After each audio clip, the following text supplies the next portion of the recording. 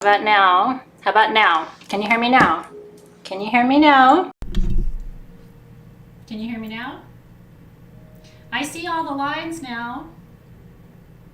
Can you hear me now? Can you hear me now? Can you hear me now? How about now? Can you hear me now? It says, okay. Yes! Look at me fixing my own technical challenges. What I was saying was we had to take part of the system apart a little bit for my journey this week, so I'm glad you can hear me now. Hi, how are you? I'm so happy to be with you for session 1 of Soul Shift for March. I did it! Girl power. You know me, like, I am not a technical person, so when technical problems happen, it's usually just not my domain. Okay, we are here, we have sound. Welcome to session 1. So much to tell you. I feel so good. I have just been through 48 hours of ceremony. I'm still on ayahuasca, so please bear with me. I feel pretty coherent and pretty structured and able to get through my day, but if my thoughts seem a little disorganized, I'll be done, it'll be out of my system next week. I do kind of love teaching from medicine space, and I hope you enjoy the experience of learning from me in this space. You will find me a little different over the next few weeks. I tend to be different afterward. I haven't worked with plant medicine in 2.5 years, so this was the first time post-COVID. This was the first time post everything that's happened in the last 2 years. So it was very much a fantastic experience. I'm super energized. I'm totally ready to be here with you. But I did want to give you that little caveat. Usually I try to take one more day to integrate, but because of the way the schedule is, my life is just really busy these days. It's very hard for me to take more than 2 days off at all. So I'm here and I'm ready to go. Okay, cool. So tonight is session 1 for March, and is anybody new for tonight? Like first time in Soul Shift or first time working with me? I want to welcome you. I'm not going to talk too much about my journey until after class. I am going to stay after tonight for about half an hour, 45 minutes, for 2 reasons. One is that some of you would like to know about my journey, and it's not relevant to class. Well, actually it is relevant to class, but not all of the parts of it are relevant to class. And some of you aren't here to hear about my journey, you know what I mean? And that's okay. You're here for class. You're here to learn about the material. So I'm going to do a little bonus half an hour, 45 minutes after tonight's class. It's optional. If you want to stay and hear about my journey and ask questions, you totally can. If you want to sign off at 6 p.m. Pacific and are not interested in my journey, totally, you will not hurt my feelings, okay? And then the other reason I'm staying with you afterward, and look at that, if you're new, I'm so happy to welcome you. I know, I am so thrilled you're here. So welcome, welcome, welcome. The other reason I'm staying after class is so many of you ask me all the time for book recommendations. And I just finished this book, and I'm going to tell you what, it's a straight up game changer. It's one of the best books on releasing and surrender and letting go. I marked all these pages for you, so I'm going to read to you a little bit, share some of my insights, and then if you like the book, he's written other books too. If you haven't read this book and you're interested in learning about how to surrender, he's got a clinical background in psychology. You have it already. So if you already have the book, then you, again, may not be interested in that after session, or maybe you want to hear my thoughts on it. But anyway, so we'll have 3 hours of class, and then half an hour to 45 minutes of anything you want to know about my journey, and also talking to you about this book. For the time that we have for our regular class session, I want to remind you, so people have been saying they want more time for Q&A. And one of the things that occurred to me is I need to reinforce to you that there's actually Q&A built into 3 of our 4 classes. 90 minutes of each session is just time for you to ask questions and for me to answer them, okay? Tonight, the second half of our class is Q&A. Tomorrow, not tomorrow, God, I wouldn't be able to do it back to back. Next week, after Crystal Masters, the second half of Crystal Masters is Q&A. And then the second half of session 4 is the rabbit hole, is also Q&A. So you actually have 4.5 hours of Q&A time with me every month.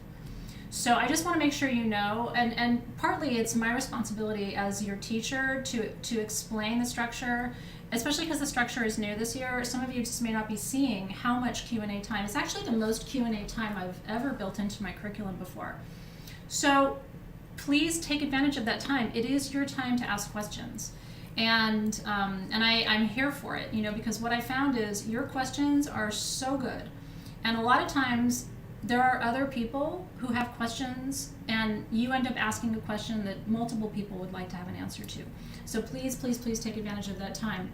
Alexis and Karen are also going to be hosting another live Q&A session, optional for you each month, to answer even more questions. We built that in response to your request for more of that time. But so just so you know, these are all of the chances that you have to say, hey, person in the back has a question, and no question is off limits, although tonight I'm going to ask you to really focus for that 90 minutes, really focus your questions on the content of tonight, which is the psychic gift of how to identify and remove energetic blockages, okay? That's what tonight's class is all about. Session 2 is going to be the crystal application of that. Session 3, I'm taking you on a journey to have your spirit guides remove blockages for you. And then session 4 is our crafting session, okay? And then yes, Karen and Alexis will be with you live on the 28th of March for that extra bonus time in case all of the other opportunities are not enough. We're here to help you and make sure that you're learning. So and I did post, I downloaded Channel from Ayahuasca, 7 single-spaced notebook pages, like this type of notebook page, of notes just for you. And then I audio recorded it for you yesterday. We uploaded it to YouTube, and it is in your Facebook group, and it's in your classroom page. So that's also bonus content for you. That message is specifically, she said, this is for Soul Shift. And the last couple of journeys, she's done that. She's given me something just for you. So I hope you appreciate it and value it. And if you have time to listen to it, I think it's about 15 minutes.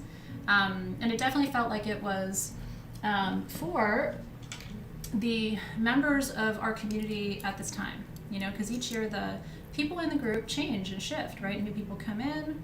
Oh, good. Yeah. So Jamie said she just listened to it right before class. Enjoy it. It really felt like it was important for you, so I shared that for you as well. Okay. So my 2 tasks with you for this first half of class is to go through your worksheets with you. We give you these worksheets every month, right? And we focus on them in session 1.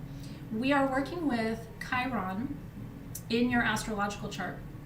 And the only thing you need to know for these to make sense is what sign your Chiron is in.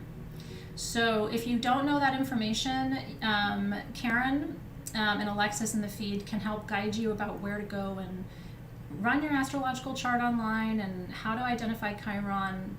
You don't need to know the house. The reason we're not really focusing on the house that Chiron is in, we're focusing on the sign.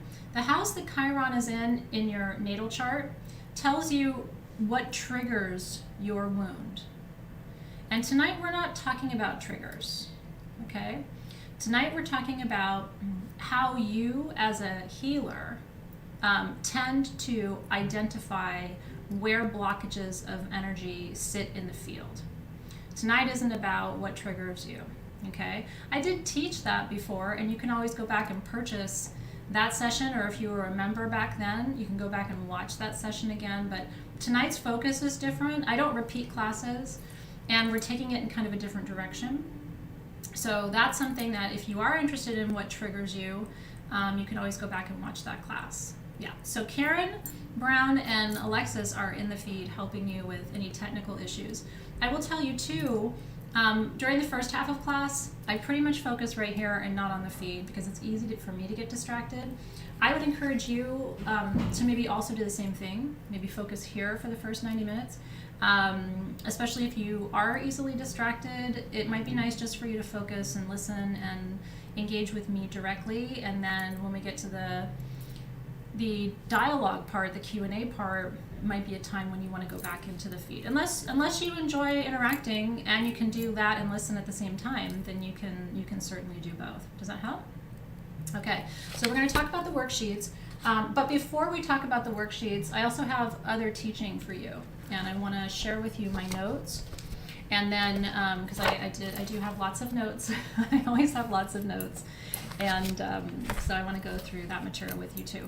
I'm going to show you my altar. Bear with me. I got to get Dave to fix my camera here. Are we on? There we go. I'm going to show you my altar. Because I have some, not all, but some of our tools with me. So I'm going to light our candle. You got your really beautiful butane lighter with your tools too, if you have your tools. The Hunab Ku is the perfume we're going to be working with for session 2, Crystal Masters, next week. And the centerpiece of your tools for this month, if you got them. Sorry, hold on, what's going on with my camera? We had to take all this apart for me to journey in here, and so I'm in the process of putting my crystal room back together. Can you see me? Okay, I have to kind of crouch down. Let me fix this, hold on.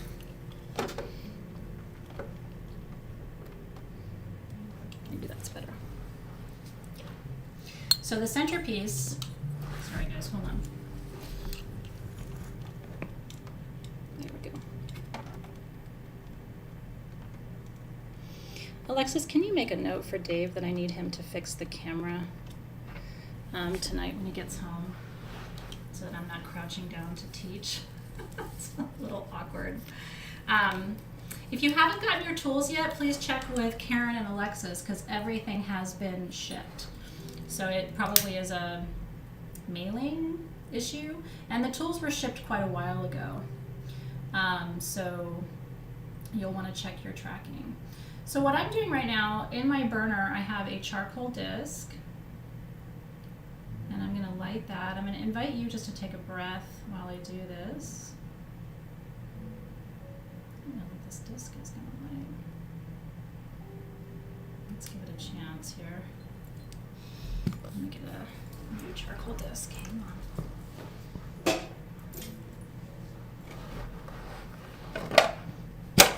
Sometimes the charcoal disc works and sometimes it doesn't. You do have to fill your lighter with butane, and I can't ship butane to you. So that is the one sort of DIY part of your tools. But you can find butane, you know, at a local hardware store, for example. It's not difficult to find it, but you do have to supply your own butane. There we go. So I'm just lighting my charcoal, getting that ready to go. There we go. Yeah. It's always so exciting to set things on fire. And let that kind of snap, crackle, pop, and then you're going to take your copal, which smells so heavenly, and just put one of the little resin tears on your disc. Did I get it fully lit? It looked like it was. It's really giving me a run for my money tonight, you guys. But it's so worth it. Once you get it cooking, there's nothing like copal. My shaman used copal 3 or 4 times while he was here with me for the 2 days. It's very important, and in his opinion, it's more important than white sage. It's more important than Palo Santo for clearing energy. So I'll show you what if you don't have your tools, I'll kind of show you what that looks like as it starts to cook down. It gets kind of melty, see that? It's one of my favorite things. So that, what you're looking at right there is Copal Negro, which is black copal. And that is a, primarily that's the bark of the copal tree, Copal Negro. And then there's also Copal Blanco in this blend that I gave you, which is pure resin. And then there's Copal Misto, which is the, which is kind of a blend, right? It's got a little bit of bark and a little bit of resin, so it's somewhere in the middle. Yeah, and so anyway, it's really cool because a lot of the things that I did this week in my ceremony, I'm talking to you about tonight, showing you tonight, teaching you about as part of your practice. So we'll let the copal burn and prepare us for our space. So let me cover what's in my notes with you first, and then we'll get into the worksheets together. And then, like I said, after that, from 4:30, 4:45 to 6 p.m., it's just you and questions. And it's just your time to dig in, and there's no bad questions, no dumb questions in this space. Yeah. You ready? Okay. So this month's gift is the ability, like I said, to identify and remove energetic blockages in your energy field and in other people's energy fields, okay? Now, some people are like, I didn't realize that was a gift. Isn't that interesting? It is a gift. Not everybody knows how to move energy, run energy, okay? And what's fascinating about it is that some people naturally know how to find where energy is stuck and have techniques that like they didn't even ever learn from anybody. My shaman didn't learn what he does from anybody. In fact, he was saying, you know, it's interesting is nobody taught me this. I kind of created my own techniques and my own practice. So he's like, there's no manual for how to do this work the way I do it. And what he does is during ayahuasca ceremony, he actually purges for you so that you don't get nauseous or sick. It's a remarkable gift, but it's because his psychic gift is that he stays 2 steps ahead of you in the journey. He sees when you're going to get into a sticky patch, and he removes the dart or the challenge or what's sticky about it before you get there, which is really what we're talking about tonight. Okay, so that's his gift. You don't get sick during ayahuasca with him because he's 2 steps ahead of you and preventing you from getting into a place where the energy would be overwhelming to your system, and that is a gift. So so he does it, and a lot of us do it. Tonight I'm going to teach you 2 of my most favorite techniques for how to identify and remove blockages. One is going to use a tool, and the other is going to use your hands. Because as I always tell you, and I really believe this to be true, if I don't teach you how to do what we do without tools, I'm doing you a disservice. Even if you buy the tools, have a great collection of tools, right? You will be somewhere at some point without tools, and you'll need to do work. And if I haven't taught you how to do spontaneous work without tools, you almost should have your money back, right? I think tools are very helpful. I love crystals, I love aromatherapy, I love resins, and I love drums and sound tools. But I will tell you, I travel a lot, and especially starting this year, I'm back on the road and in and out of the country at different points, and I don't always have tools with me, and yet I still have to be able to do work. Now, Aztec healers in particular, and you know, we're talking about Mexico this month, Aztec and Mayan healers have certain practices in their pantheon and in their codex of how to identify where energy needs to, where it's stuck, and how to move it. We're going to talk about some of those techniques tonight, and like I said, I'm going to be sharing with you practices that really do have their roots in those traditions and in those pantheons. So hopefully this will be interesting to you. How to do it with tools, how to do it without tools. There are a lot of different tools that you can work with to find blockages and also to remove those blockages. these are tools that are always sitting around my altar. Okay, this is called a Vogel. This one is clear quartz. This is my preferred size of Vogel. I have about half a dozen Vogels in my collection. But I have really small hands, and I can move very quickly with this tool, faster than if I'm using something larger. I also like to have a rounded end wand, and I do like to have a wand made out of obsidian. Obsidian is the stone that we're working with this month. The Aztecs believed it was hardened fire. And so they thought this was the most profoundly important tool for identifying blockages and removing blockages. This is called an extraction needle, and I've been carrying these at SG for, how long would you say, 4 years now? I use this every day. I'm going to teach you how to work with it tonight. We still have a couple of them in stock. I don't have them made anymore, just because most people who want one have gotten one by now, so it's like, I just kind of got to a point where I'm like, I don't know if we need to make them anymore. I guess if there was a whole new crew of people and they're like, well, we didn't get an extraction needle, I might consider making them again. All of the tools that we have in stock right now, Karen and Alexis have the link to those. So we have some Vogels in stock, we have extraction needles in stock, we've got some, I think, some double turbine wands and scanners. So if you're looking for tools, there is a class tools section on sagegoddess.com, and they can give you some guidance about how to find that. And you can purchase tools.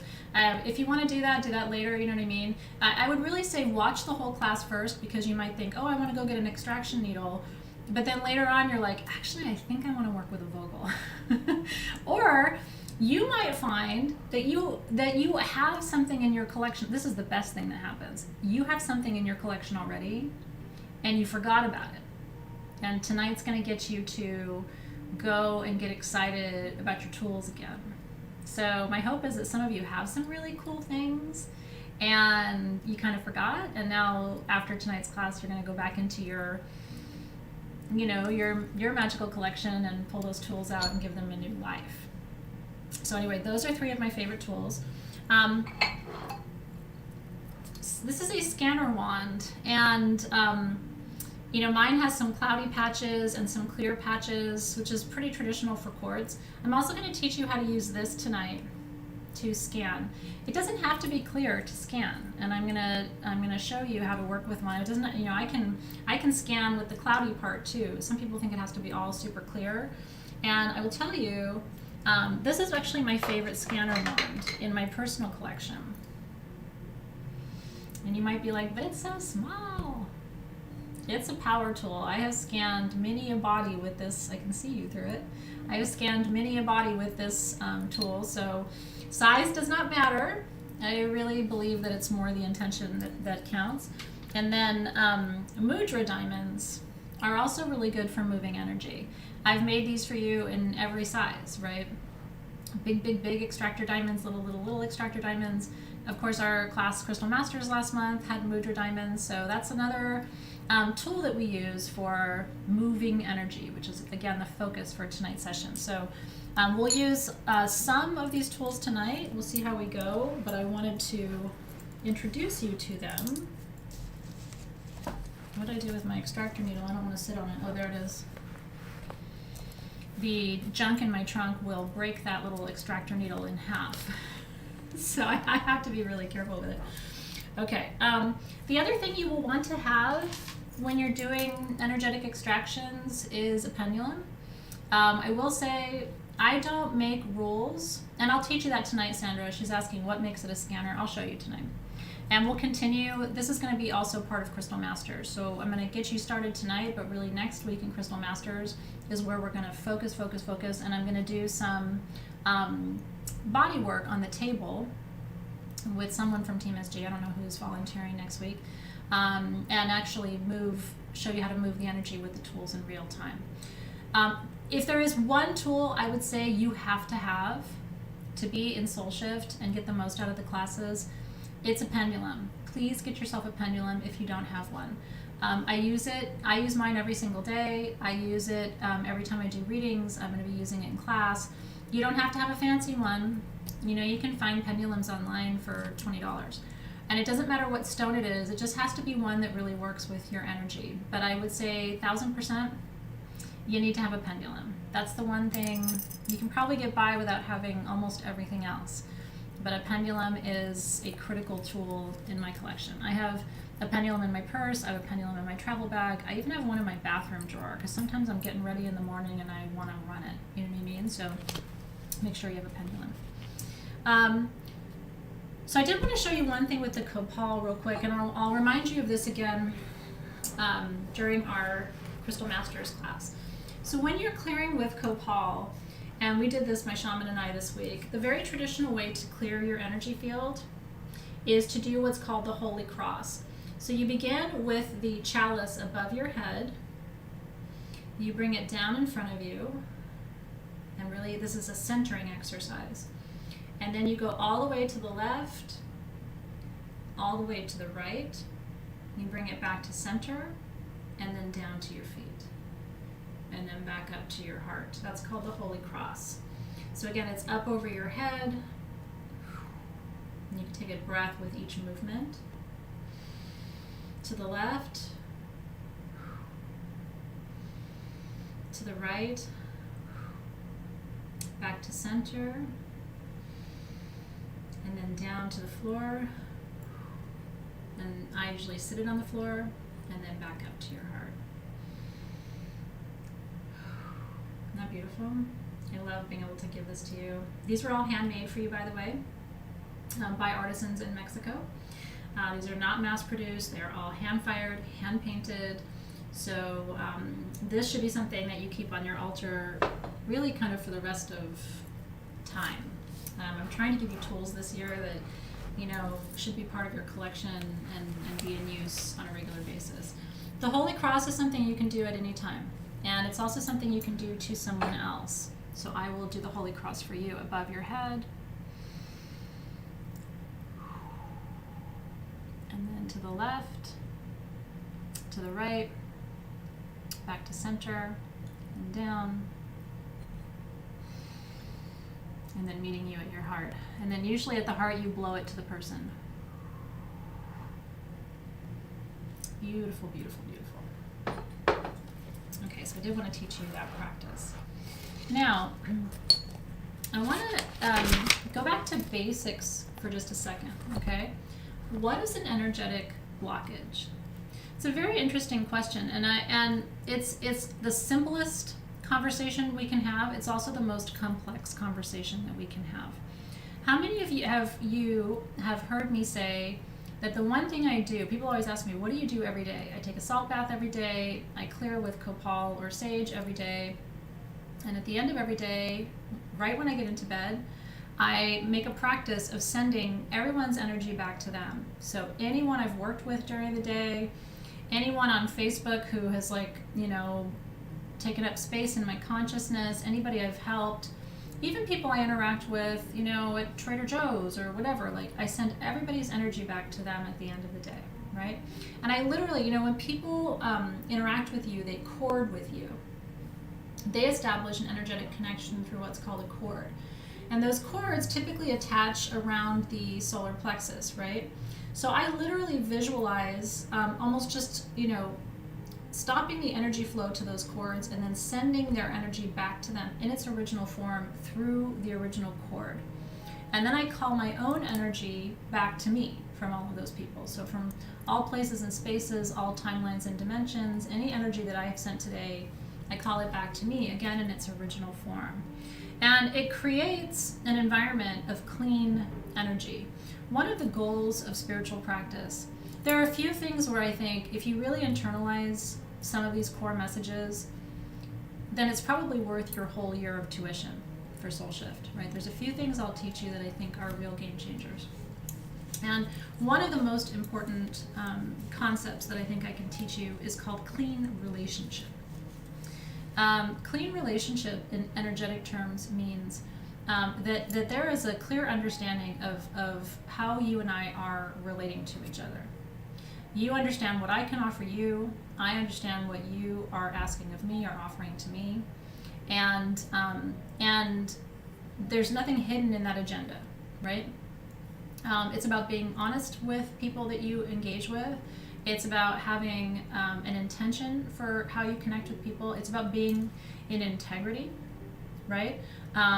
So, people who, it happens all the time. You're in social media, people will send you a message and go, I had a client, let me give you this example. I had a client who found me actually because there was a woman who was giving free readings on Facebook. And so the woman said, sure, I would love a reading. And so during the free reading, the woman said, the woman after the free reading private messaged my client and said, I want you to know that during our free reading today, I saw that you have an attachment, an entity, and I can clear it for you. I'm actually the only person who can clear it. But it's going to cost you, I don't remember what it was, like $500, okay?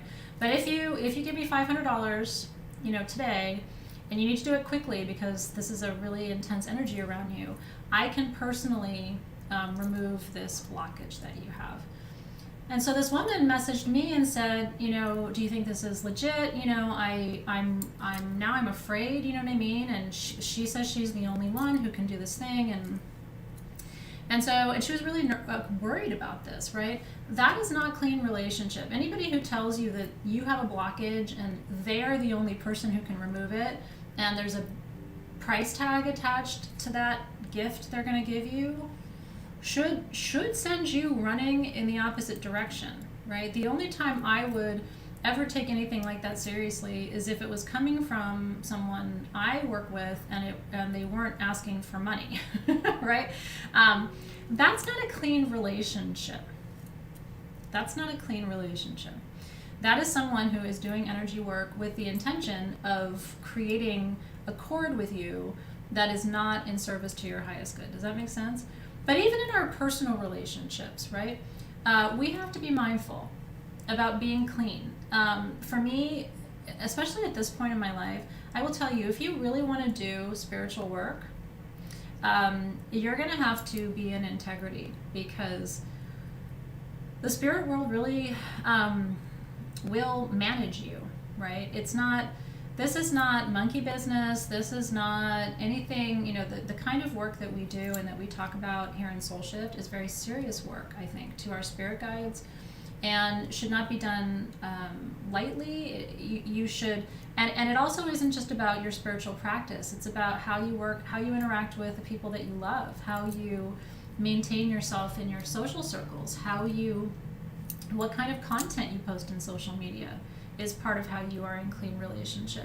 If you're posting stuff that is triggering to people and you're doing that kind of willy-nilly, that's not clean relationship, because you have to think about that. You can post something and it can really cause an intense reaction in somebody, sometimes a very serious spiritual reaction in somebody, and I think that we're responsible for the energy that we bring into a space. Before I post something in social media, I always ask myself, will it help? Is it in service, right? Is there any way that this content could cause me to be in unclean relationship with someone? So I will tell you, when I teach you these things, I'm not just teaching you these things for the 3 hours that we're together and then it's like, now go be with your family and do whatever you want. I think for me, this practice is about learning to be in integrity across the different parts of your life. I also think the quality of your life and the experiences that you have, it gets better when you live in alignment. Now, I know sometimes it's more fun to do whatever you want and not so much think about spiritual consequences of things. But I also really think that it's about finding integrity across your path. Does that make sense? Now, here's what's interesting about it. Everything is energy. We established that in the second month of Soul Shift. Last month, my focus with you, if you go back to your notes, which I just reviewed my notes today, we talked about how everything is energy, everything is frequency, right? And that's why psychometry works. That's why you can touch something and pick up on the energy. It's because everything is energy, right? We are the recipients of energy all the time. Right now, you are courting with me. I'm courting with you, right? I'm creating a cord with you around this information, right? I'm transmitting this information to you. There's the words that I'm saying, there's the intention that I have for how you'll receive it. All of this is energy back and forth. If I do my job, you should feel better after class than you did before, because my intention is to uplift you and support you and expand your conscious awareness and bring you new insights that are going to fuel your practice, right? So if I do my job, after this session, you should learn a couple of things that you didn't know before and hopefully feel a little bit lighter and a little bit cleaner. It's also my intention to be removing energetic blockages through the content that I'm sharing with you today. And if you open your, if you're here for that and you open yourself to that experience, I think you will feel a release today, because I'm in that space and doing that work myself. Ayahuasca is an energetic blockage removal process. My shaman calls himself the Roto-Rooter. And he's not kidding. I mean, he's like, that's what I do. I clear pipes. When people ask me what I do, I tell them I'm a spiritual plumber. And he really is, I mean, people afterward will say, God, you look younger, or your eyes look more sparkly, or I physically lose about 5 pounds through the process and stuff. Like, the whole thing is like a sloughing off of time and like dead skin on your face when you use a good exfoliant. The ayahuasca experience is the same thing. But you don't have to do plant medicine to experience that. What I'm teaching you tonight will, in so many ways, ayahuasca is just a faster track. It does 3 years of this work in 2 days, right? As opposed to having to do this work for 3 years. But you can get to the same place without working with plant medicine. There's never a point where you have to work with plant medicine. It's always, it's a bonus, and it's an incredible experience, but you don't have to ever do it to get to the same exact outcome. It just may take you a little bit longer. You'll have to learn some different practices, right? And I say that because a lot of people can't work with plant medicine. They're on SSRIs, right? Antidepressants, anti-anxiety medications, which are have an interaction effect, right? It can cause heart attacks and seizures, so they can't take plant medicine. So what do?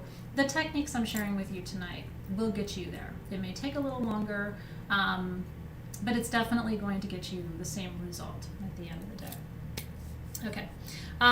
Energy can embed in your field, EMBED. It can embed in your field, and it isn't just negative energy. Okay, it's not.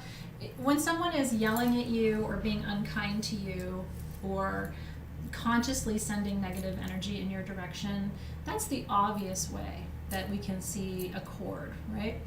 But it can honestly just be interacting with somebody who is very, very sick, right? My mom was very ill for the last 4 years of her life, and every time I would go and visit her, which I wanted to do all the time, I would have to do an entire cleansing process afterward, because her energy field was very, very dense and heavy, and the vibration was very low and slow, and I would find myself very tired. After spending just 15-20 minutes in her energy field, I would be very tired. I would be yawning. I would want to go to bed right when I would get home from visiting her, right? So I would have to go through an entire cleansing process every time I went to see her. And now part of it is she was my mom, so the cord is bigger, so it's much easier for her to transmit her frequency to me. But I can just be out, like I said, at Trader Joe's or going out to have dinner and be at a table next to a couple who's having an argument. Have you ever had that happen? Or maybe you don't even know what's going on. If you're an empath and you're sensitive enough, you're picking up on energy all the time. People driving right next to you. Somebody who's driving and road raging and all of those things can have an effect on your energy field. The process of being human means energy embeds. That's why clearing work, it's never like you get to a point where, oh great, now I'm done, right? I don't have to clear anything anymore. Check, right? Like, I'm good. You're good for like 5 minutes until you interact with your kid who had a hard day at school and got bullied, or your partner who, whose boss did something shitty at the office that day, right? So this is something, again, whether you're an empath and you're aware of it or not, this is something that's happening to you all the time. Some energies are stickier than others. The more dense, right, the more heavy, again, energies of disease and illness, energies of fear. Watching the news right now with Ukraine, right? Just noticing my hairbrush in the background. Watching the news right now with Ukraine and what's happening. It's dense energy, right? I don't watch the news as a general rule, but how can you not? And so, and again, that's even just watching something. It's in your field. Listening to music that was written by or performed by someone who was abusing drugs or was having intense energetic experiences, that gets transmuted, right? And so that's important for you to know too. The connection you have to the person is very important as well. And BK said, well, great energy sticks as well. It sure does. I'm focusing more on blockages tonight, BK, so that's why I'm not talking about like the upside. Yes, people's good energy sticks in your field too. But I am focusing more on the kinds of energies that you would need to remove, just because that's the gift of the month. But it is true. How many of you have had that experience where you're around a real high vibe person, right? Who's got amazing energy, and like you don't want to leave them, right? You want more, because you're noticing that energy can embed in your field too. That's why they say you are the company you keep. I really try very hard in my life to spend as much time as I can with people who feed me rather than feed off of me, right? The people closest to me in my life, I vibe off from them, right? I feel their energy, I long for it, I enjoy it, right? Because they're bringing a vibration to you. So the same is also true. Blockages, a lot of people say, well, it's really hard to understand an energetic blockage. Is there a different way to think about it? I want you to think about energetic blockages as imbalances, okay? One of the reasons I spend so much time talking about alignment, right, is ultimately the goal of a good life, right, and a good spiritual practice is not to be super high vibe all the time. You can't be. I mean, anybody who tells you that they are super high vibe all the time, I won't say that they're not telling the truth. I don't know anybody who just lives in that zone 24/7. I'm there a good chunk of the time. But, my kids have problems in school sometimes, or Dave and I will have a spat, or, my mom passed away, or shit happens, you know what I mean? You cannot live in this, like, la-la, everything's awesome all the time. What you can do, though, is create balance. And you can notice when you move into that place where it's getting a little low, how to toggle it back, right? How to calibrate that frequency and be aware of it so that you come back to a state, a homeostasis, if you will, a set point that isn't necessarily super up here, but when you fall down below, you're aware of it and you know how to get back. Okay, so that's very important. In shamanism, we talk about intrusive energies, okay, energies that have gone beyond the point of embedding, and they are now inside the field, right? And in shamanism, they are referred to as darts. Okay, some people call them poison darts. I really don't know anybody who calls them that on a regular basis. I've heard darts though for decades, and so that is a pretty common term that you will hear. Now in the Q'ero shaman tradition, which is sort of Central South America, some of the shaman there will actually suck, like they will go into the body and suck out. So they will use a vogel like this, right? And they will find the dart, and I'm going to show you what that looks like during Crystal Masters next week. So they will find the dart, and then they will through the tool, okay, and then blow. And what's interesting about the Central and South American shaman in particular is that they don't open a portal in order to release energy, and I'll explain this next week. They actually just believe that if they direct the energy to the earth, that the earth spirits can hold it, that the earth herself is like a giant compost of energy.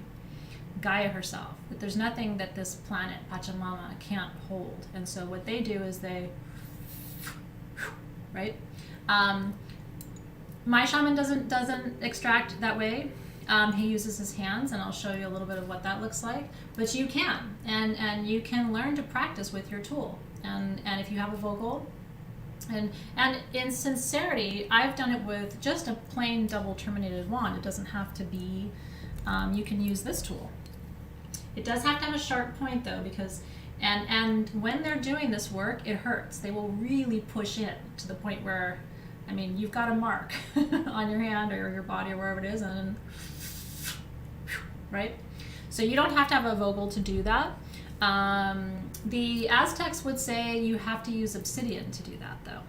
They a lot of times, and shaman who are trained in the Aztec traditions will to this day use primarily obsidian to do that work. Quartz, though, is always on the menu, right? Quartz is a fantastic material. You can actually program quartz to behave as though it's any other mineral. So if you don't have obsidian, but you do have quartz, what I would tell you, and I taught you how to program quartz in Crystal Masters last month? Yeah. Was it last month or January? January, I think. So you can go back and watch that Crystal Masters session, and then you can program any quartz that you have to behave as though it's obsidian, which is a great thing too. If you have quartz, in other words, you pretty much have every other stone. As long as you know how to program it and you use it in that way consciously. Okay, so what the shaman who engage in dart extraction will say is that they're working with helping spirits. And those spirits sometimes are plant spirits, right? Those spirits sometimes are earth spirits, spirits that are here with us on the planet, or spirits that are within the planet itself. They will work with ancestor spirits. They will work with elemental spirits, right? Spirits of the east, the south, the west, the north. Yeah, so those are the entities that they believe they're working with.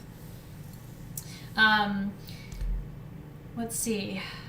When you remove energy, it doesn't just remove, or darts, it isn't just about removing the dart itself. Again, this has in my experience, a profound impact on your entire body. It can shift the nature and course of illness and disease. It can reduce pain and inflammation. And I have heard miraculous stories, as a lot of you probably have too, about how someone's health improves once they've had these kinds of extractions done for them. And like I said, every time I do ayahuasca, when I go to the doctor, like my blood pressure is lower. And you know what I mean? Like there's a lot of, my metabolism increases, right? I can see changes in the appearance of my skin, even down to like fine lines and wrinkles soften and sometimes disappear. So when you increase flow of energy through your body and you remove blockages, it has anti-aging properties and benefits. It has real physical health benefits to it. And it's hard to quantify these things, like, well, how do you know, and what are the specific benefits? It's different for every person. But when you do this work on a regular basis, you can see the impact of it in your health.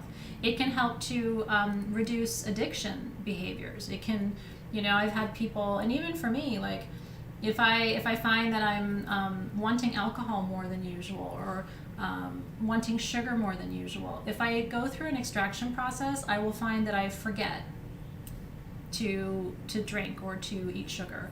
It's like the desire itself gets dissolved, because usually those desires to eat food that isn't healthy for you, or to drink, or to smoke, or all of those things, usually those desires are connected to some kind of imbalance. And when you correct the balance, you correct the behavior, rather than dealing with the behavior directly itself. Like, well, I'm not going to eat sugar. What you really want to do is ask yourself, why am I craving these things, right? You have to get to the source of the why, and not just the what. Okay. My motto is contraction requires extraction. And I want to explain what that means. When something happens to you, and my mom's death is the most recent example of a major contraction for me. When something really powerful happens to you that overwhelms your central nervous system, and that's really what we're talking about here today. We're talking about the wiring of your system, okay? When something rocks your central nervous system, what you usually experience is and you don't exhale, okay? And that, like, that shock reaction, like somebody tells you some really crazy news and you go, that reaction creates a contraction in your body. Your system actually goes like this, okay?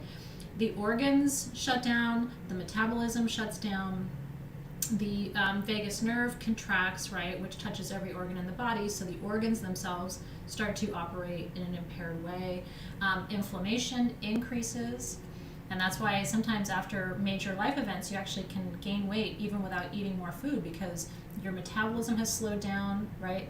The inflammation in your body has increased, cortisol levels rise, all of this happens, right?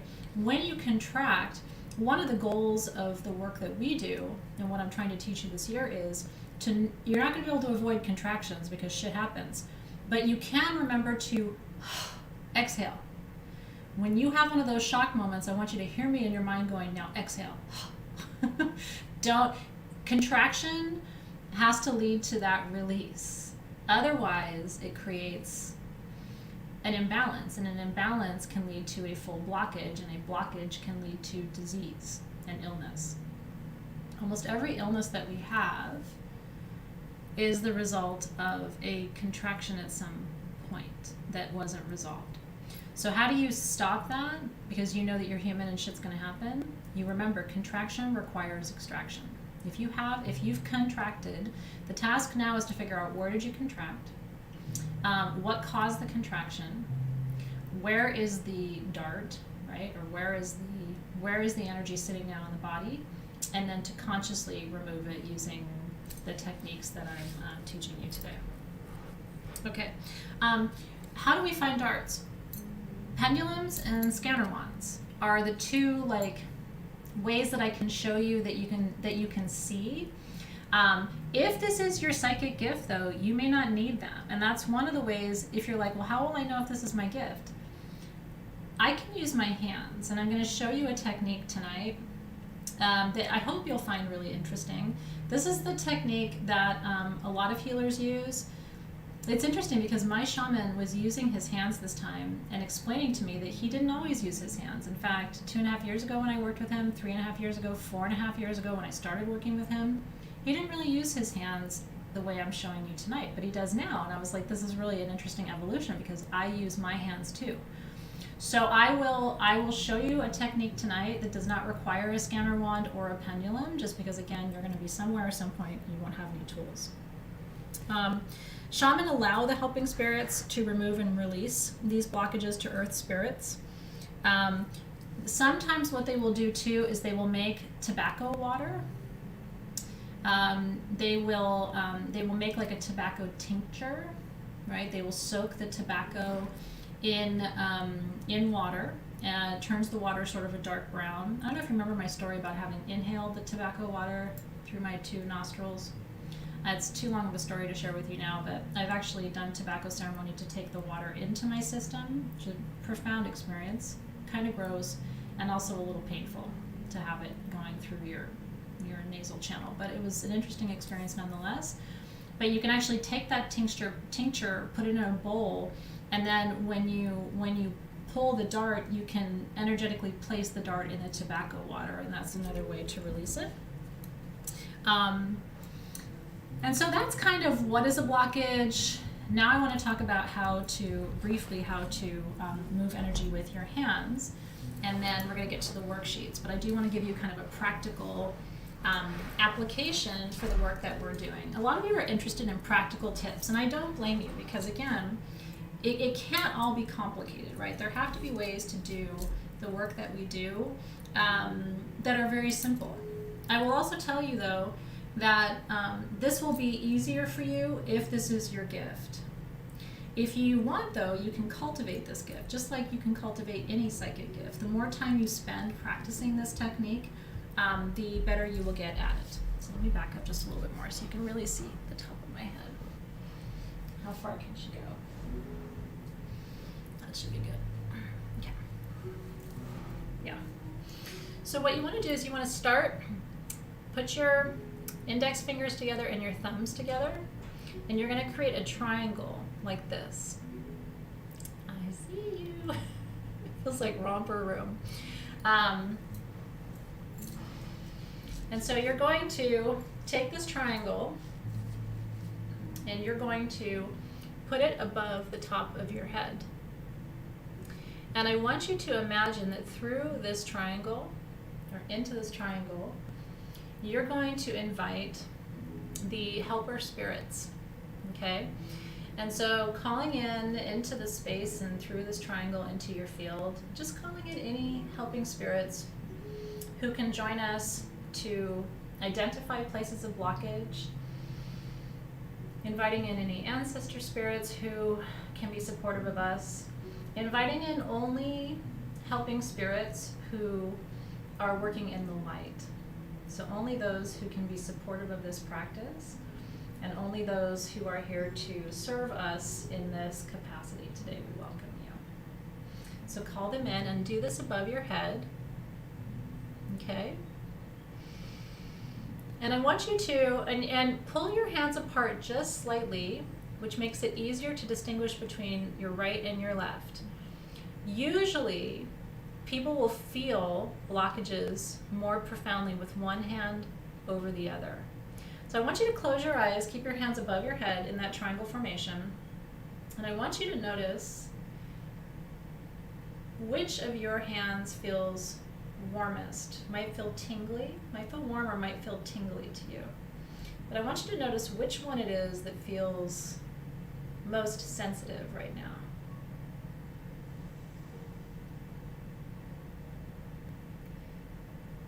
For me, it's pretty even. But some people really notice, wow, the left hand is tingly and warm, but the right hand is not.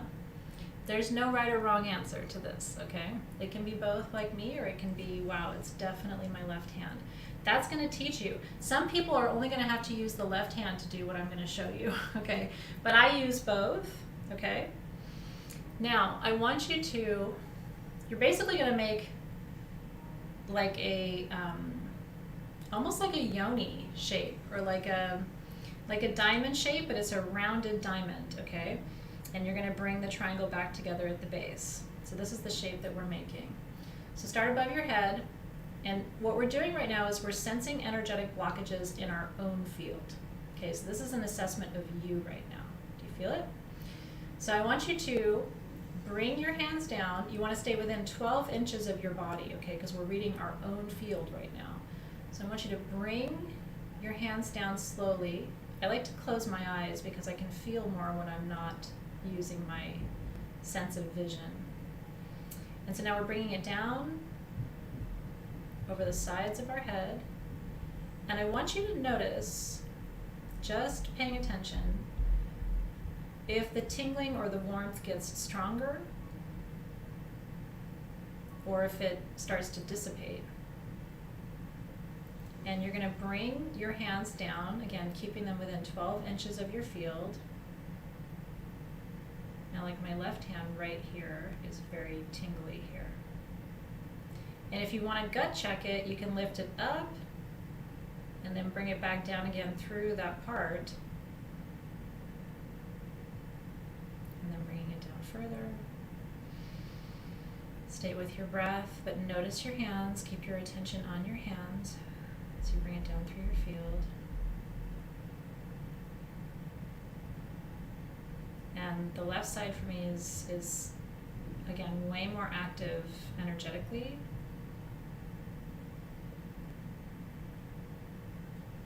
And you can take as long or do this very quickly, whatever feels right to you. And you're only working from the crown to the root, so this does not need to be done. Whoa, and then right here, super, super tingly. And then down and completing the triangle. And then bring them all the way back up through. Yep, right here again. And it's interesting, Jay said the same thing, my shaman said the same thing.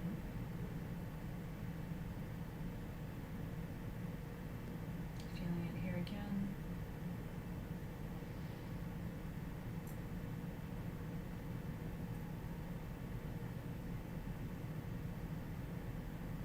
And then back above the head.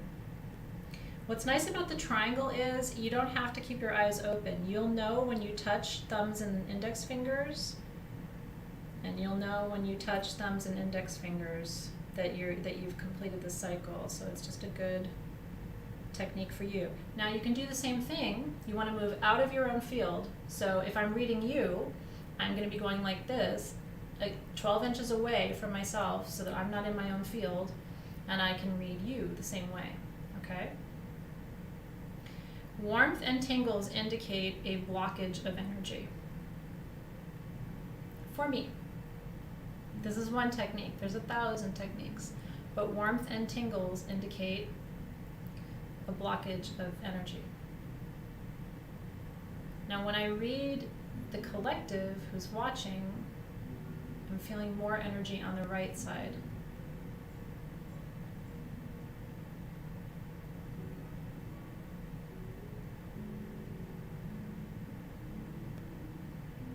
Which would be right around the throat chakra of the collective.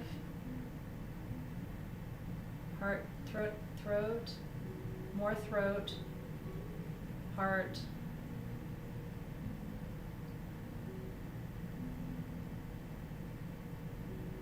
and then down, and then back up and through. Okay, now you can check your work, right? So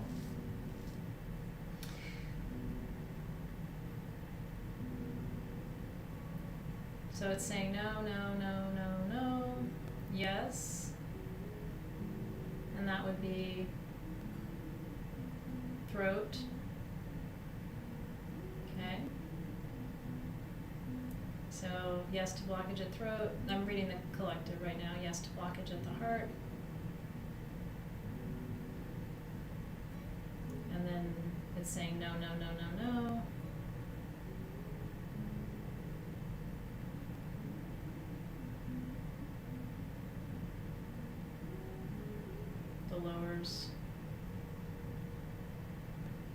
The lowers seem clear. And then there's a blockage at the root in the collective. Let me bring it into my own field.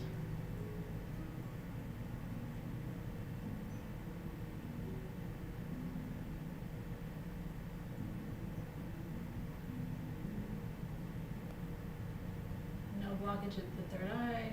No blockage at the throat. Yes, blockage at the throat.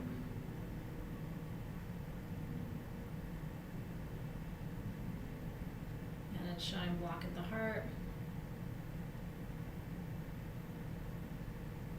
No blockage solar plexus. No blockage sacral. That's pretty true. No blockage root in my own field. Does that make sense? And my heart is a little blocked right now. And my throat is a little blocked right now. Pretty good, right? Okay. Now, what I want to show you is you can also use your hands to move the energy, okay? This is where it gets interesting because there's no real like, here's how you do this, or oh, that's wrong.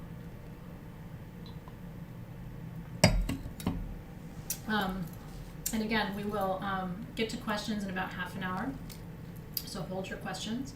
What I want to tell you though is in terms of moving the energy, remember I said for the collective that I noticed it was, I think I said throat and root for the collective, right? So what you want to do in the collective field, and again you want to work outside of your own field, is you want to use your right hand.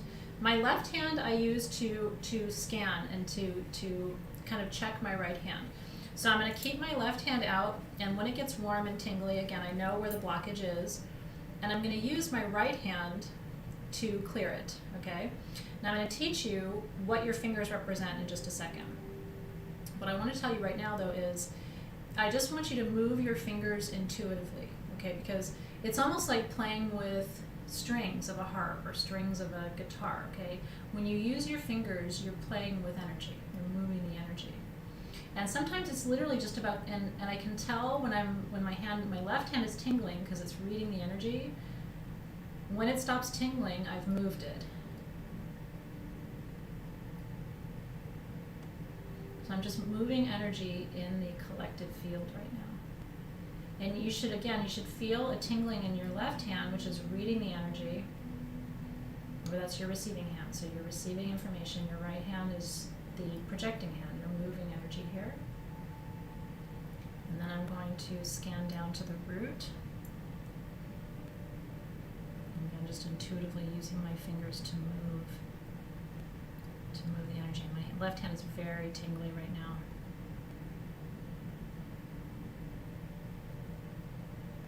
And again, there's no right, wrong way.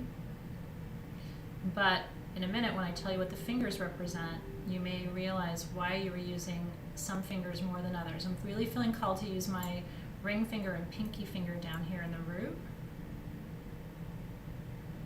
Whereas up here at the throat, I'm feeling more called to use my thumb and my middle finger.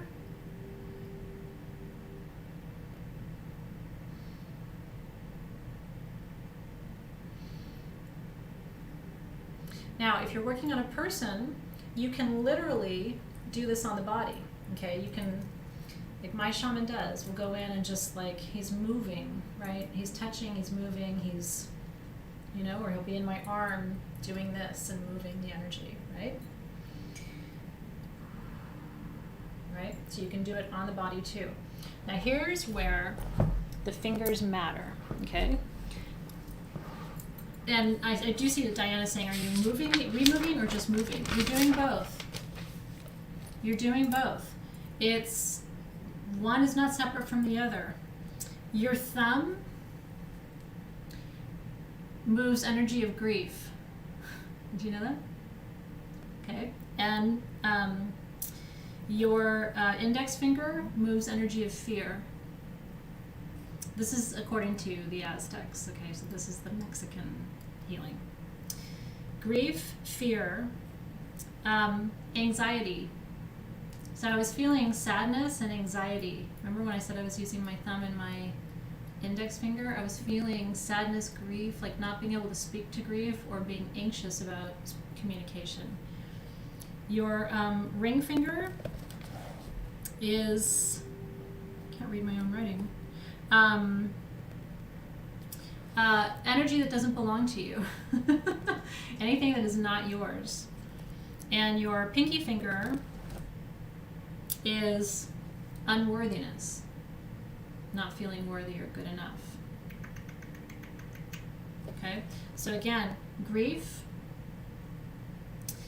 fear, anxiety, anything that other people's energy, what doesn't belong to you, and unworthiness, because those are the 5 main energies that people have to release. It's usually one of those, right? So the more you get to know this, now if you want, you can write the words on your fingers, which is a great thing to do, right? So you can actually write grief,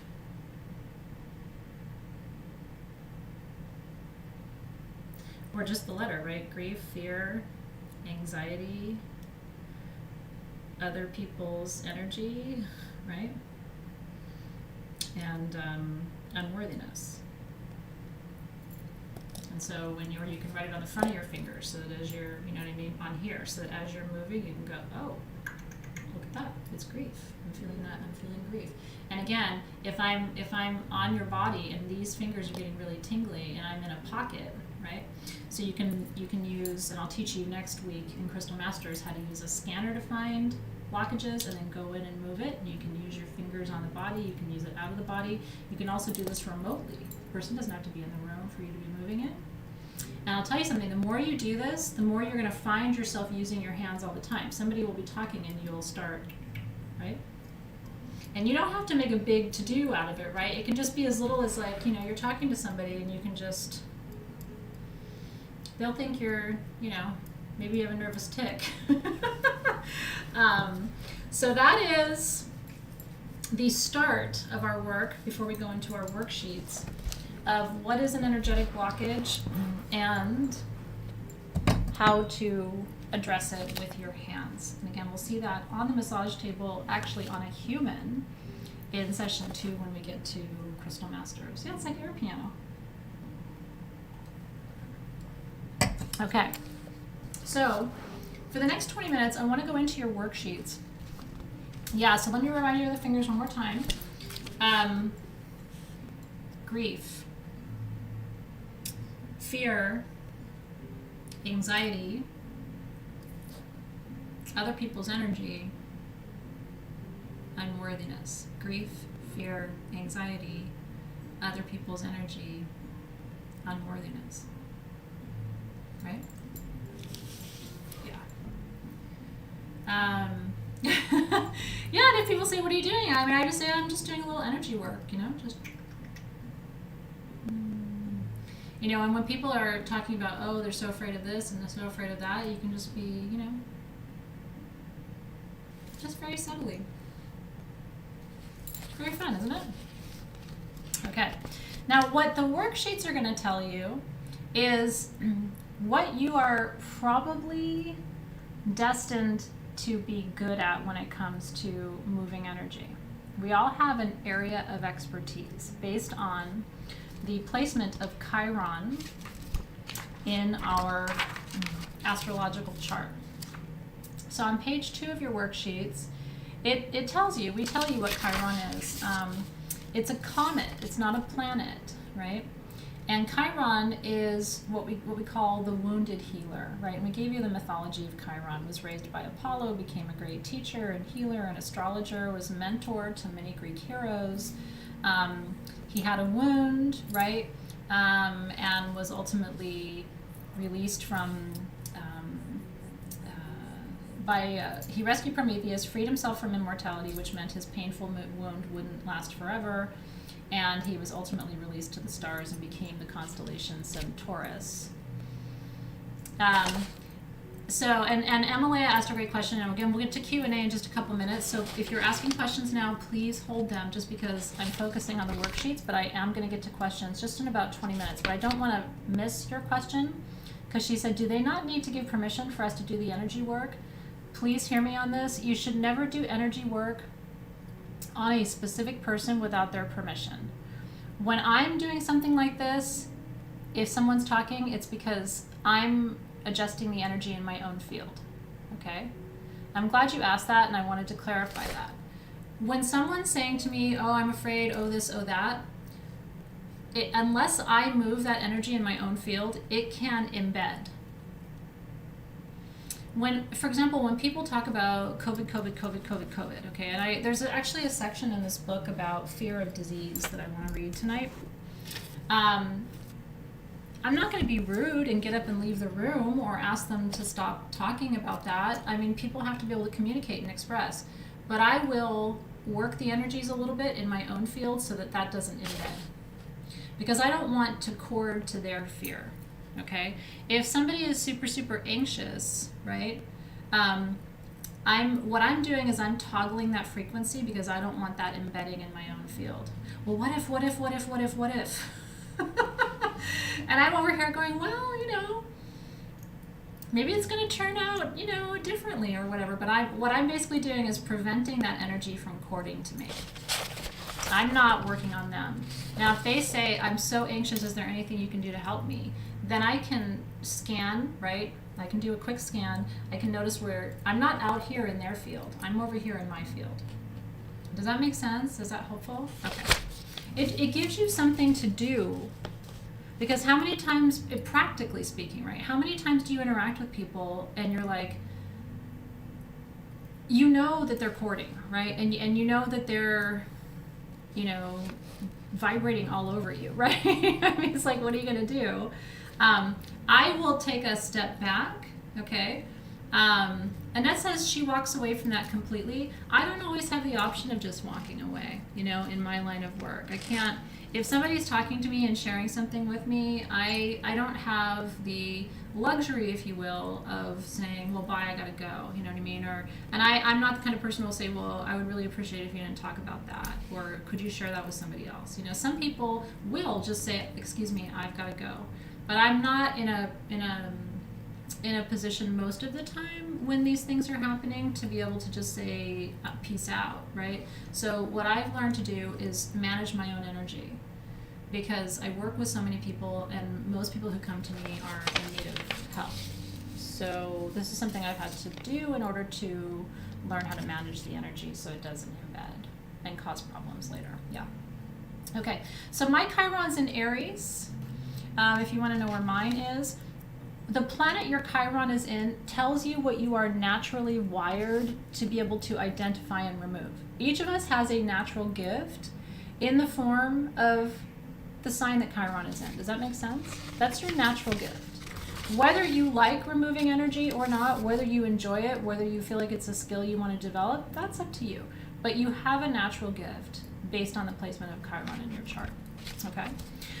So the first one is Aries, and not because it's mine, but because Aries is the first sign in the zodiac. So that's why we start with Aries first.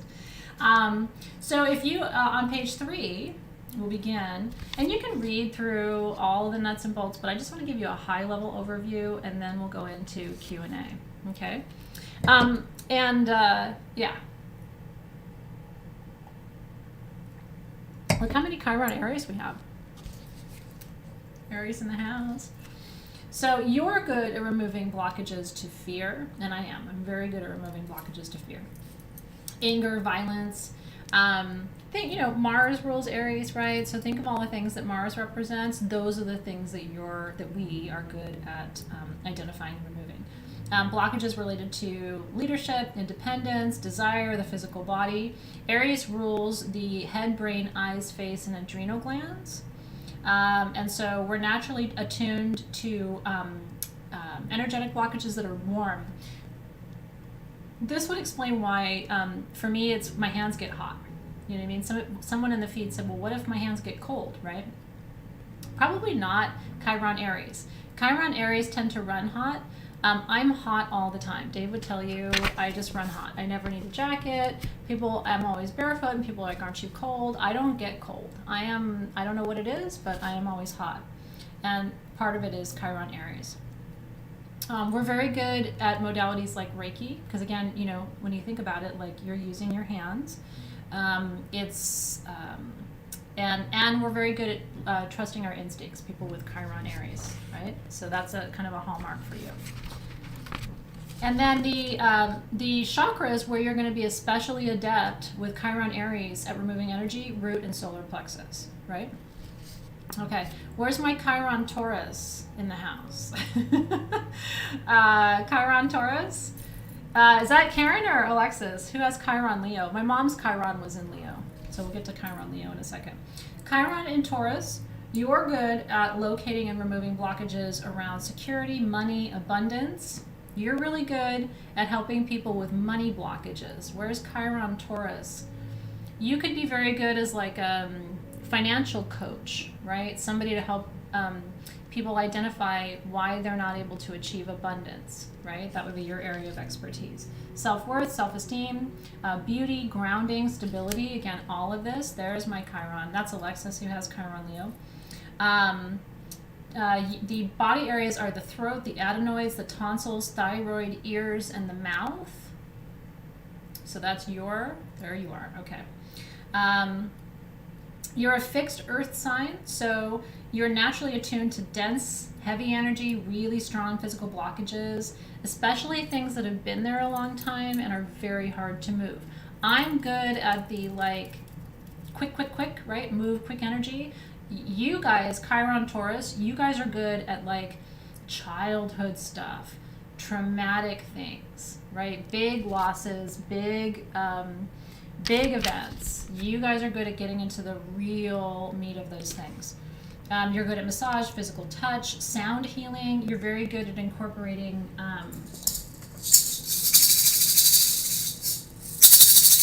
sound tools, rattles. Rattles are so good for breaking up energy. These are the ones that Sage got us today, but they're so good at breaking up energy in the energy field. Most shaman use a rattle when they're doing extractions. Again, it's just, imagine rattles are like breaking up density. So, and they do it through sound, and that's one of the expertise areas of Chiron Taurus. And then again, you guys are root chakra, but also sacral chakra. Okay. Now, Chiron Gemini. Where are my Chiron Geminis? You guys are good at locating and removing blockages around communication, being seen, right? Being understood, language, mindset, thought patterns, learning, mental barriers, right? How people perceive themselves and their reality. Your focus areas are the mouth and speech in particular. Taurus is about mouth and like teeth and gums and things like that. Gemini is around mouth and how you speak. You're very good at the hands, the arms, the central nervous system. So Chiron Gemini is very good at teaching people how to calm their energy, how to run more energy through their system. You guys are really good at removing blockages to energetic flow through the CNS, through the central nervous system. So you guys are good at helping people like me who have MS. Like, we have blockages in the central nervous system. You guys are good at identifying and moving those. And so you're good at using mantra. You're good at using verbal affirmations, giving people a mantra or a focus word that they can use and say to help move energy through their field, right? You're an archetype of quick energy. You're good at solving problems. Scanner wands and pendulums, again, tools that you can read, right, are all the tools that are in your domain. Breath work is also really usually a skill that Chiron Gemini will be able to use. Guess what chakra you guys are good at clearing? It's the throat chakra, right? So that is you. And then Chiron Cancer, you guys have an interesting one. Chiron Cancer, duh, right? No surprise. Emotions. You guys are good at clearing feelings, ancestry, lineage, belonging, home, right? Where are all my Chiron Cancers? You guys are the ones that help us heal the stuff around childhood, around not belonging, not feeling loved by mom and dad, right? And how many clients come to us as healers, and this is their central concern, right? I never felt loved. I never felt like I had a home. I never felt like anybody loved me or appreciated me, right? All of those things. You guys naturally feel like love. Chiron Cancer feels like that friend you always hoped you were going to find, that person you can instantly trust, right? Like, oh, here you are. You guys have to watch out, though, as healers, not that you are codependent, but people will want to be somewhat naturally codependent with you, right? Because you're so relatable, so easy to talk to, right? I mean, you guys are the people who people tell you their problems in the grocery store, right? Chiron Cancer, because they just know they can. And so you have to watch out for the, again, embedding of energy. People will want to give you their energy because it feels comfortable, it feels like home. Your healing areas, stomach, digestive system, you're very good at healing and removing energy from the digestive system, the breasts, chest, upper liver, lower lungs, the whole reproductive system, right? And this is both, Stephanie, things that you will need to work on yourself, as well as creating. Chiron isn't about you or other people. It's the totality of your healing expertise. You're very good at releasing blockages around the inner child, the mother wound, the father wound, right? Creating safe space for people. Again, people feel safe with you. And so again, no surprise here. Guess what chakra is your expertise? It's the heart chakra for Chiron Cancer. Okay, and indeed. Chiron Leo, this is Alexa. Is anybody else Chiron Leo? My mom. You guys are good at locating and removing blockages to creativity and to courage and strength. This is also about being seen, feeling seen. You help people feel loved. You help people feel special. You know, people will say, oh my gosh, you make me feel like I'm the most special person in the world. And my mom did. Every person at my mom's funeral said that they always felt like there was nobody else in the room. When she was listening to you, you had her full and undivided attention. And it was a beautiful thing. And she healed people that way. Have people told you that if you have Chiron Leo? Your body areas are heart and spine, right? You're so good at turning the spotlight on anything that's hidden, and you know how to warm it up. You generate your own energy, so people don't feel like they're draining you. right? You kind of have this reservoir of energy that you provide, and it's almost like it can't be tapped out. And no matter what technique you use, there is some fire element energy in the way you move energy. So you might really find that obsidian is a stone ally that you get really drawn to. And partly it's because that fire energy feeds you, right? Yeah, I mean, no doubt about it. Like, don't you think Alexis has the right job with Chiron Leo? Especially with a Pisces sun, right? I mean, you have total empath, able to empathize, and then with Chiron Leo, I mean, it's such a powerhouse combination. And so your chakras are sacral and solar plexus. You make people feel empowered and good about themselves and capable and confident, right? Okay, Chiron Virgo. Anybody Chiron Virgo? You guys are good at locating energetic blockages regarding health and healing.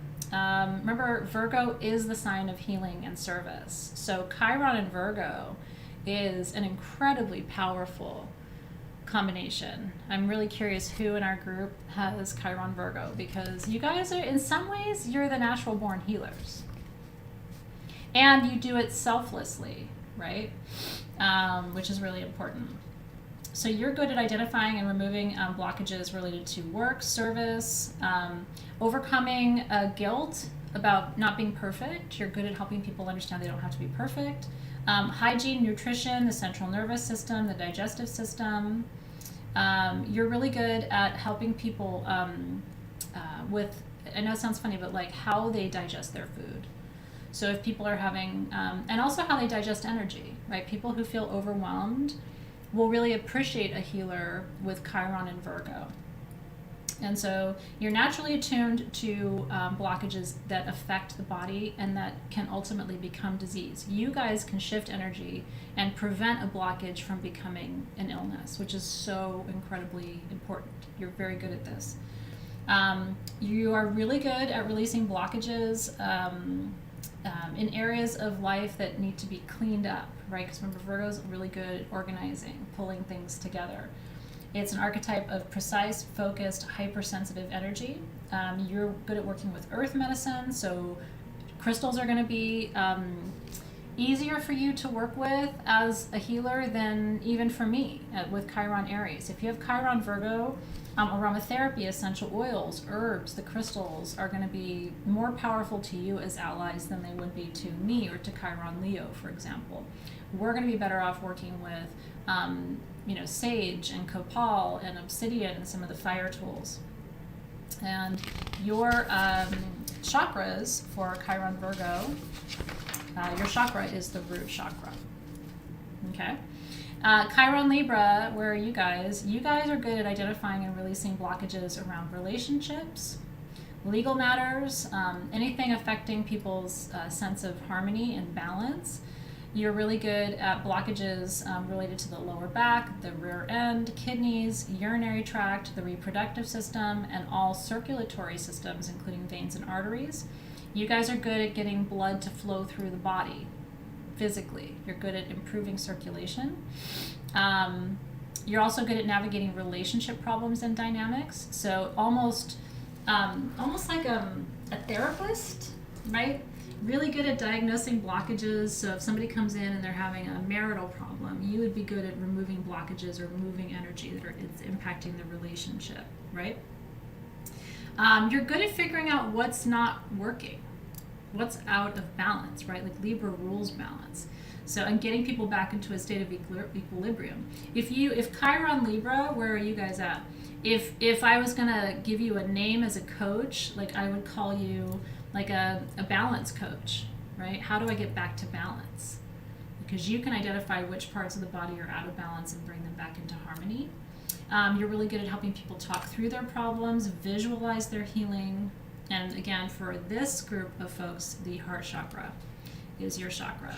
Chiron and Scorpio, this is where it gets really interesting. You're good at identifying and removing blockages around sex, power dynamics, emotional intimacy, relationship trauma, and also physical trauma, sexual abuse, right? Not that you want to do this, but this would be a powerful placement for people who want to do that. Shadow work, death, transformation, secrets, right? Lower intestines are your area of expertise, the reproductive organs, right?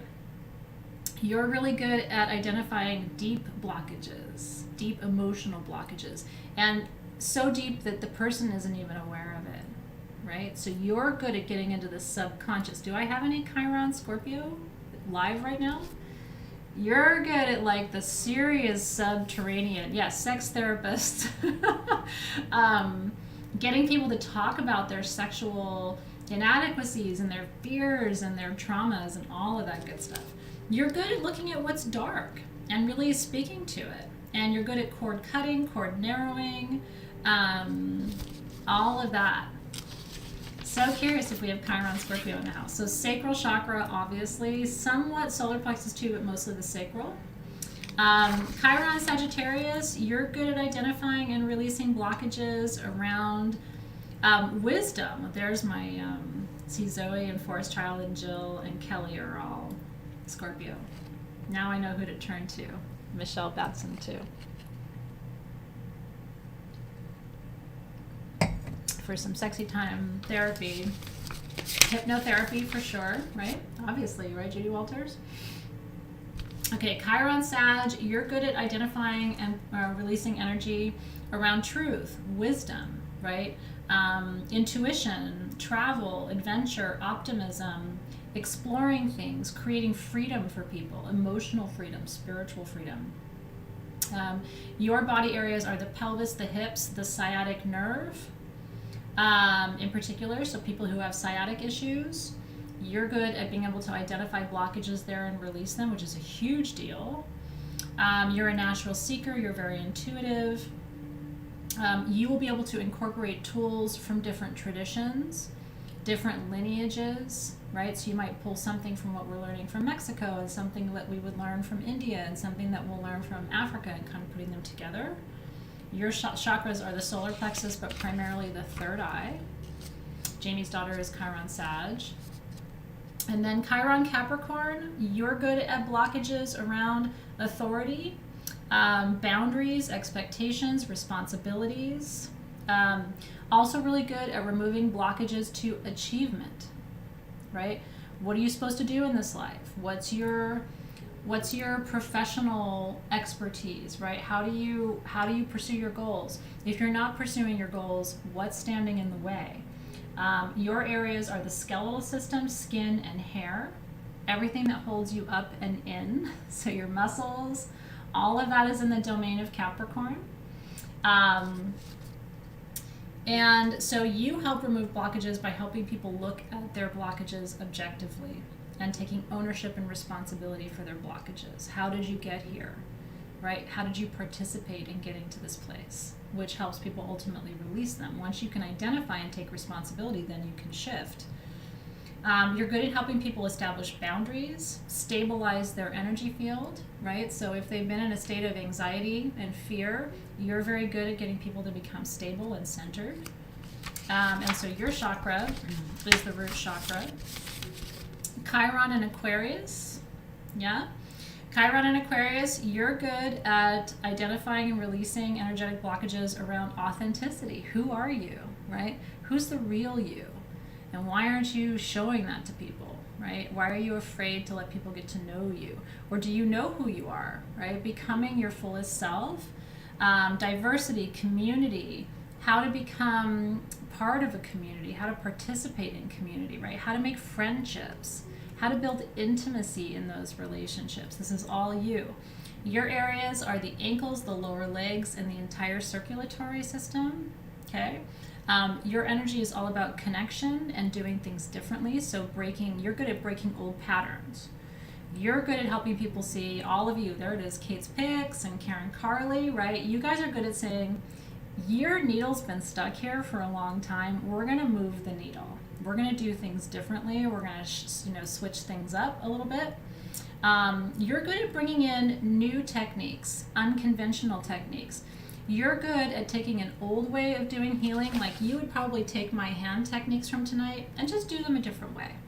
and completely personalize your healing. So you would learn something from someone and then adapt it. And your chakras are the throat and the third eye. Trust your instincts, Chiron and Aquarius, because they're always right. Of all of the Chiron placements, Chiron Aquarius, if you come up with a new way of doing something, it's probably a better way. And then you can teach other people how to do this new technique that you've discovered, if that makes sense. So you guys are the innovators when it comes to healing. I look to you to say, so how should we do it? If the old ways aren't working, what's the new way that you're going to teach me, right? And then last but not least, Chiron Pisces.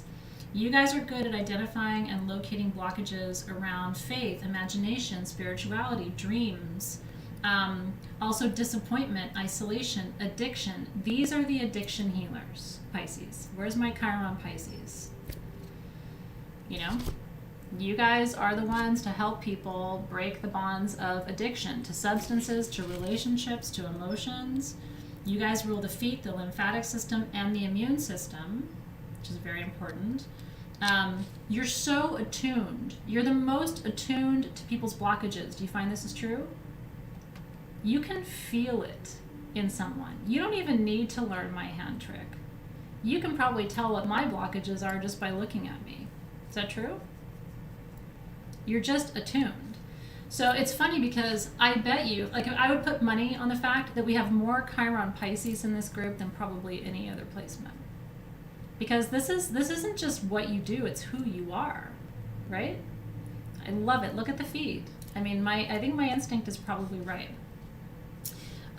People trust you because they know that you're tuned in. They almost want you to find it. You know what I mean? So you guys are good at releasing blockages by trusting and working with your guides. A lot of you work with angels or whatever you call those beings, you know, your helper spirits. You're very mystical, you're unconventional. You know how to calm and soothe the emotions of the person that you're working with so that they feel naturally comfortable with them, right? And so, but you guys work with water tools, perfumes, essential oils, tinctures, right? Things that people can take internally. How many of you work with tea as medicine, right? This is going to be Chiron Pisces, right? I'll make you a tea blend. I'll make you a tincture, right? I'll make you an aromatherapy blend. All of the water tools are your allies. And so that is your area. And your chakras are the crown chakra and again, the third eye chakra, because of all of the Chiron placements, you are the most attuned to your inner vision. I'm telling you, look at the feed. And I'm not surprised by any of you at all. I'm like, yes, and yes, and yes. Addictions to suffering too. Now on page 9, and then we're done with the content part for tonight, and you have my undivided attention for all of your questions. On page 9, this is your quiz, okay? So this is the number, you know, we have 6 questions for you, and I want to explain something really quick. In April, we are having a little bonus session. You can watch it if you aren't going to be able to join us live, where I'm going to recap your first 3 gifts: discernment, see the soul, not the role, psychometry, and energetic blockage removal. Okay, and we're going to do a recap on those and kind of rank them. At the end of the year, you're going to rank your top 3 intuitive gifts of the 12 that I've taught you. Those top 3 are going to create what's called a manifestation blueprint. Your top 3 intuitive gifts, the ones you're strongest at, are how you manifest in the world. Maybe you manifest through touch. Maybe you manifest through discernment. Maybe you manifest through psychocartography, or any of the gifts that I teach you. And I'm going to rank them for you and then help you understand how you manifest, what type of manifester you are based on the strength of your gifts. So we're going to have, at the end of the first 3 months, we're going to have a recap. At the end of the second 3 months, we're going to have a recap. At the end of the third 3 months, we're going to have a recap. And then at the end of the year, we're going to put all of those pieces together, and you will have a custom blueprint for yourself of what type of healer and manifester you are. So that's why looking at the quizzes and starting to sort of rank your gifts and which ones are stronger and not as strong, and how do I want to develop and where do I want to develop, and I'm going to be giving you tips and strategies to develop your gifts during that recap session. Does that make sense? So that's where we're going. That's where we're going. Okay, so what I want to do now for the next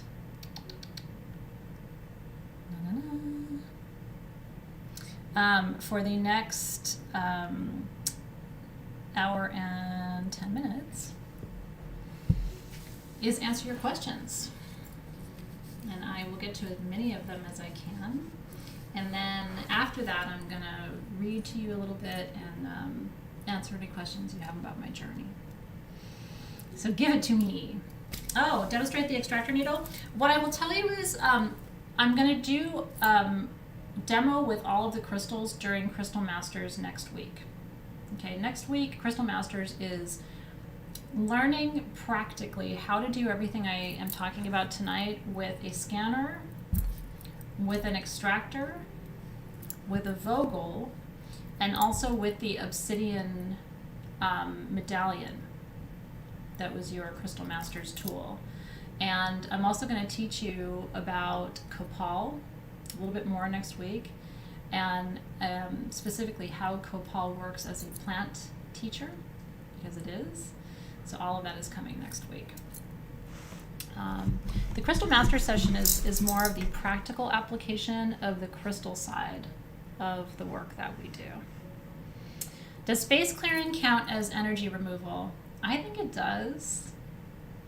Don't you? I mean, when you go into a space, and remember, that's a psychic gift too. Not everybody's good at clearing energy from spaces. It isn't everybody's automatic gift.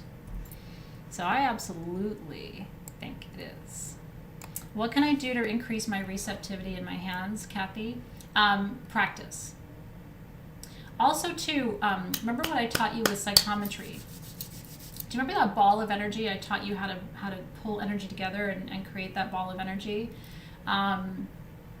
If you weren't in class last month, I talked about, with psychometry, how to create this ball of energy and how you can actually connect with people that way. You can put the ball of energy on yourself. You can place that ball of energy on areas of pain that you have. So if you want to increase how you can work with your hands and become sensitive to them, it really is just about practice.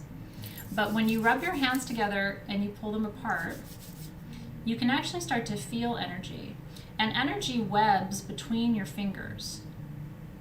If you do plant medicine, you can actually see it, but energy sticks between your fingers. So you can actually start to, the more you play with your hands, the more you'll start to sense it. Like when I do this between my fingers, I can actually feel, I can close my eyes and feel my fingers pulling the energy. But it's because I've just been doing it for such a long time.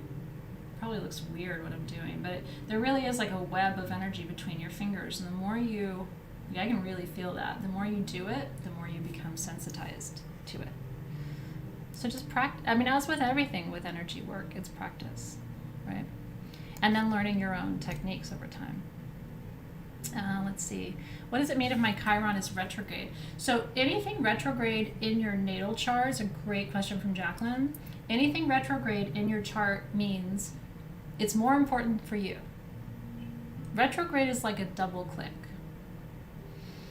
So if there's a planet retrograde when you were born, it means it has greater significance for you in some ways than it does for me if it wasn't retrograde for me. It's a great question.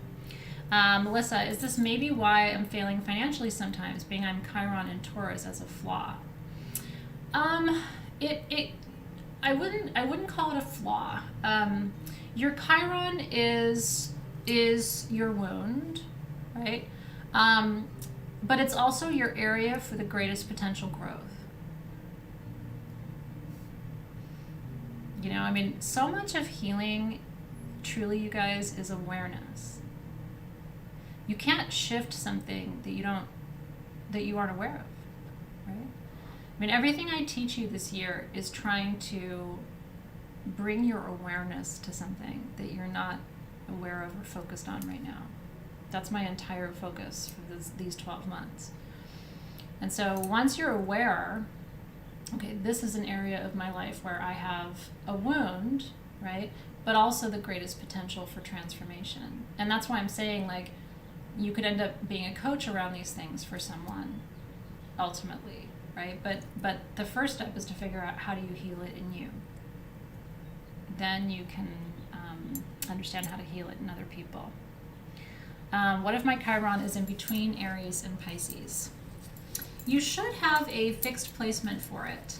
You might want to run your chart through a couple of different sites. You should have a fixed placement for it. What do you tell me your question about the quiz results, Hillary, so I can answer it. She said, "Can we please talk about the quiz results?" So let me know what question you have, and I'd be more than happy to answer it for sure. Can you go over again how to locate and clean energy on yourself with your hands? Yes. So again, you can use your hands on someone else. That ink all over. Oh no, this is where I wrote the letters. I'm like, what the hell is that? It says grief. Like, is that eyeliner? You can use your hands on yourself as long as they're, Joyce, as long as they're within your own energy field, so within the 12 inches. If you extend your hands outside of your own field, that's how you work on someone else. So bringing your hands close in, so again, triangle above your head, calling in your helping spirits, and then bringing your hands slowly through your field, and just noticing where there's warmth or tingling of some kind in the field, right? And then bringing them down, finding the triangle again, and then expanding up, and go as slow as you need to. And you can always run back through a section, Joyce. So if you're like, I think it was tingly there, let me go back and double check it, right? And then bringing it back up to the triangle here. Some people's hands will get warm, some people's hands will get cold, some will get tingly, right? And so you'll have to learn for yourself kind of what your sign is, right? Mine get warm and kind of tingly when there's a blockage. And then, like I showed you, you can do like a gut check with your pendulum just to confirm the results of your hands. Stardust is asking, so Alexis and Karen, if you can help here, she was asking which class it was that had the deeper dive on Chiron. Alexis and Karen have a list of the past classes, so they can help you figure out which specific session that was. Yeah, it's true, Jalen. So Chiron is an outer planet, or a comet, right? And it's stationed for a longer period of time. So it is, I would say, sort of a time-based, right? Groups of people have the same Chiron, and this aligns to people like Dolores Cannon, who make the case that groups of people tend to incarnate together during certain periods of history in order to do certain healing on the planet. Does that make sense? So your question is absolutely accurate. You betcha. Angel's asking what this month's gift is. Yeah, so if you came a little late, because we were talking about this at the beginning, like the specific gift, this month's gift is energetic blockage removal. And you'll also find, if you're ever like, what is the gift of the month? If you look at your worksheets, March 2022, gift of energetic blockage release. So each one of your sets of worksheets for each month, Angel actually has the gift identified here, a paragraph or two about it, and then the specific teaching for the month. So yeah, so if you joined us a little bit late or haven't had a chance to look at your worksheets yet, that's where you will find all of that information. Sorry, I talk a lot, so. Just so my lips don't stick together. Is it okay to have oil on the hands when doing a scan, or is it best to have them clean? If given the choice, I always like to have oil on my hands. I don't think it makes a difference. I mean, for me, you know what I mean? You might find that it's easier for you to do it with certain oils on your hands. And some healers who are really, dialed into aromatherapy will make specific blends to use when they're doing their healing work. Just like massage therapists will have their own kind of proprietary oils and blends that they use. I would be curious to know your thoughts and kind of what works for you too. Let's see. Does it mean that the section that was tingling on a certain finger matters? I think so, Yvonne, based on what I was teaching you tonight, right? That the fingers have these specific energies connected to them. So I always notice, and if I have pain in a finger, it's like, okay, so what's that about? Am I afraid? Right? Is there anxiety around? You know what I mean? For me, it's just more information. I love it when I learn that there are correspondences to things, right, Yvonne? So it's like that the fingers mean things, right? And we've talked about the fingers in Soul Shift over all these years in so many different ways, because we've talked about India and the mudras, right, and the elements, because the fingers have elemental correspondences that I taught you last month, and the fingers have energetic correspondences that I'm teaching you tonight. And what you might want to do is just sort of make yourself a diagram, right, of the hands and the different elements, planets, energies, and kind of commit to memorizing those. If this is interesting to you, if the hands are kind of coming forward for you as healing tools. Laura has asked, should you move the energy with a specific hand? What I was saying earlier is I find that my right hand is my external hand, right? Most people call it the projecting hand, right? Because it's connected to the left hemisphere of the brain. And so it's easier for me and for most people to use the left hand to receive or download or intuit, and the right hand to move and shift. Having said that, Laura, if you feel like the opposite is true, I would encourage you to go with that. I every time I do ayahuasca, and this time was no different, she almost laughs at like the rules. Like, really, who taught you that? And who are they to say that that's how it is? Like, what? I mean, and you have to think about it. Like, we as humans make rules about things and how things work, and then we get really stuck on it. But we do that to try to organize information. But, when people say, well, this is how it always is, I'm always like, oh, is that how it always is? According to who, right? And if it's opposite for you, I think that's great, actually, right? Yeah, interesting. Sally said, I'm left-handed, so my right is more sensitive. So yeah, so for you, it could be completely different. Yeah, so follow your intuition.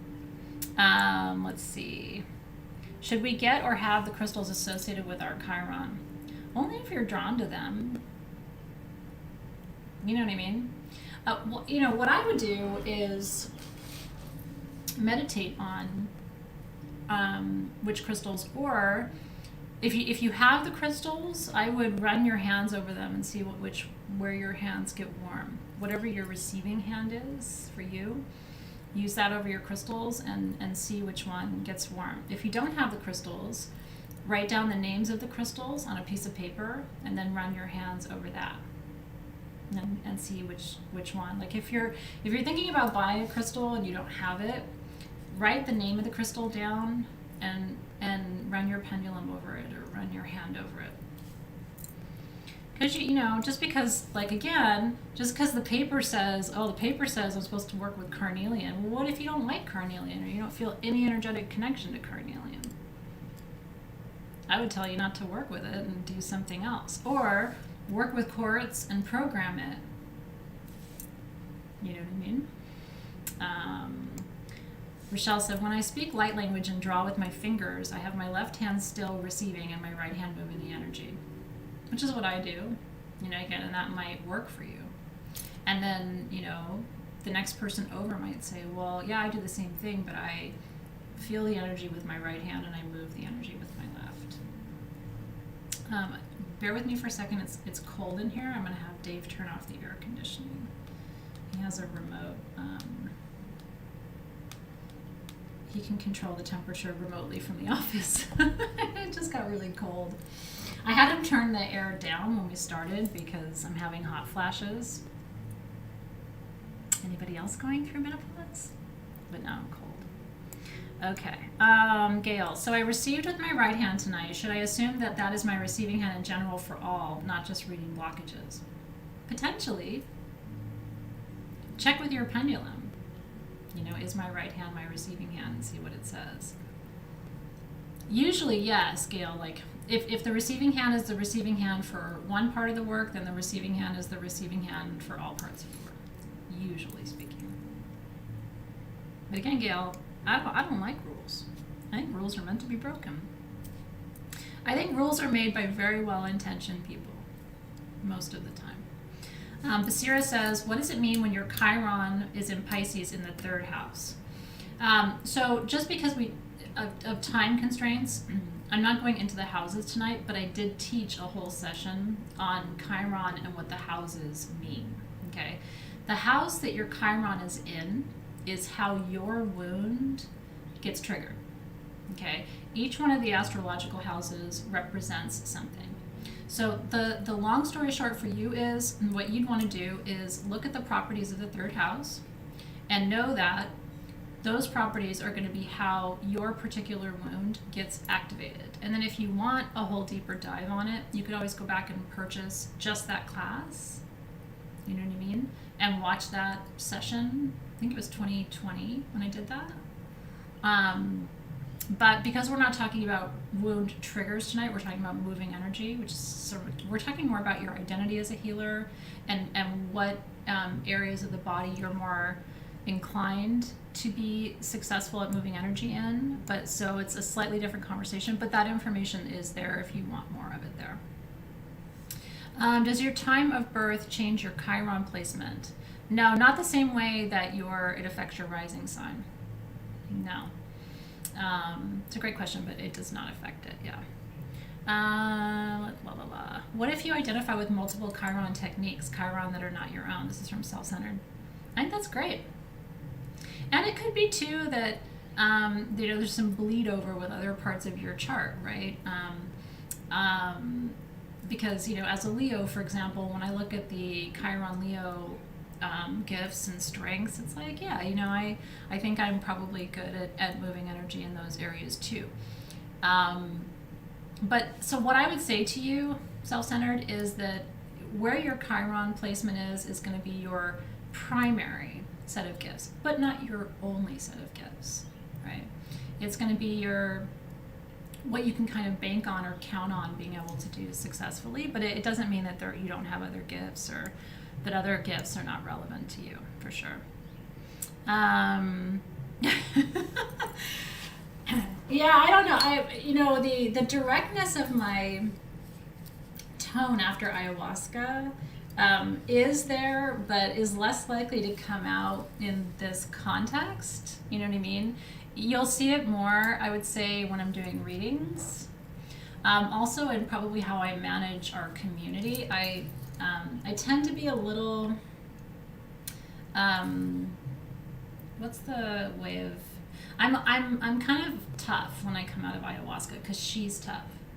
And she toughens me up a little bit, so I can be a little bit blunt. And I also can be very much like, I will give people's work back to them. So if people are trying to give work to me, like get me to do their work for them, I become very good at saying, well, actually, I think that's your work to do.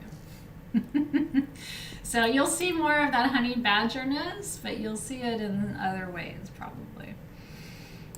I'm in a softer place in my life, though, I have to say, than I was a couple of years ago, so maybe that's what it is. Let's see.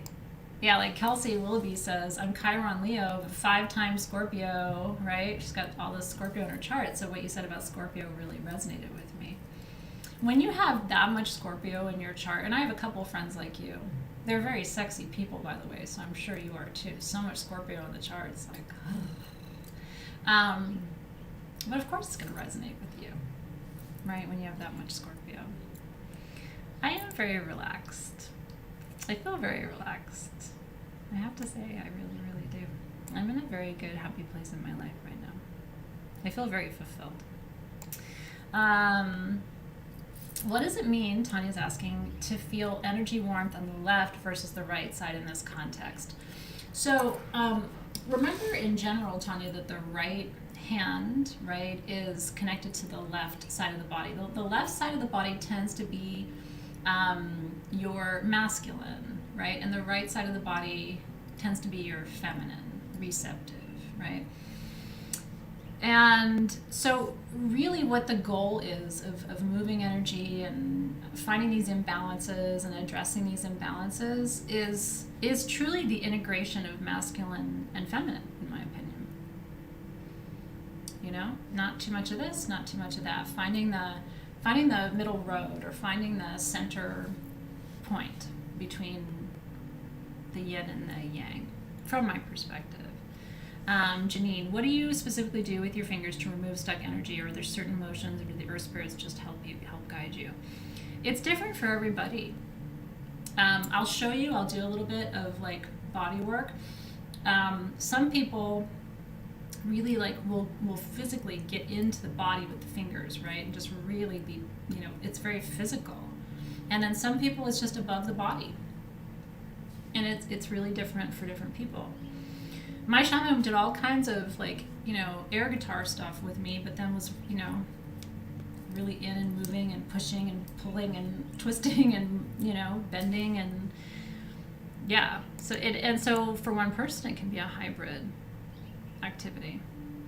How long does Chiron stay in a sign? I'm trying to remember the exact amount of time Chiron spends in the sign. But we can, I don't want to give you the wrong information, but I will follow up with you and confirm that for you. Lauren, I'm assuming we don't need to open a circle for this particular work. Not for what we did today. Not for what we did today. For me, when I am doing extraction on someone, though, I didn't do any extraction today. I was demonstrating hand work, basically, right? And assessing. But when I'm doing extraction work, I do open a circle. I will be opening a circle when I work on someone in Crystal Masters. To me, it's different. Yeah. And when in doubt, Lauren, you've worked with me long enough to know, when in doubt, open a circle. But what's interesting, Lauren, from my perspective, so it might be interesting from yours as well, the shaman who do this work in the ways we've been talking about tonight don't open circles in the ways that we do. And I opened a circle before my ayahuasca ceremony this week, and I closed it after, but my shaman didn't. And if you were to ask him why, he would say, I don't have to. Now what he does, and it's very interesting, his way of opening a circle is he creates a pillar of light over the space that he's working in. So he works with me here in this room. I was right behind me here. And so he puts a pillar of light over my house.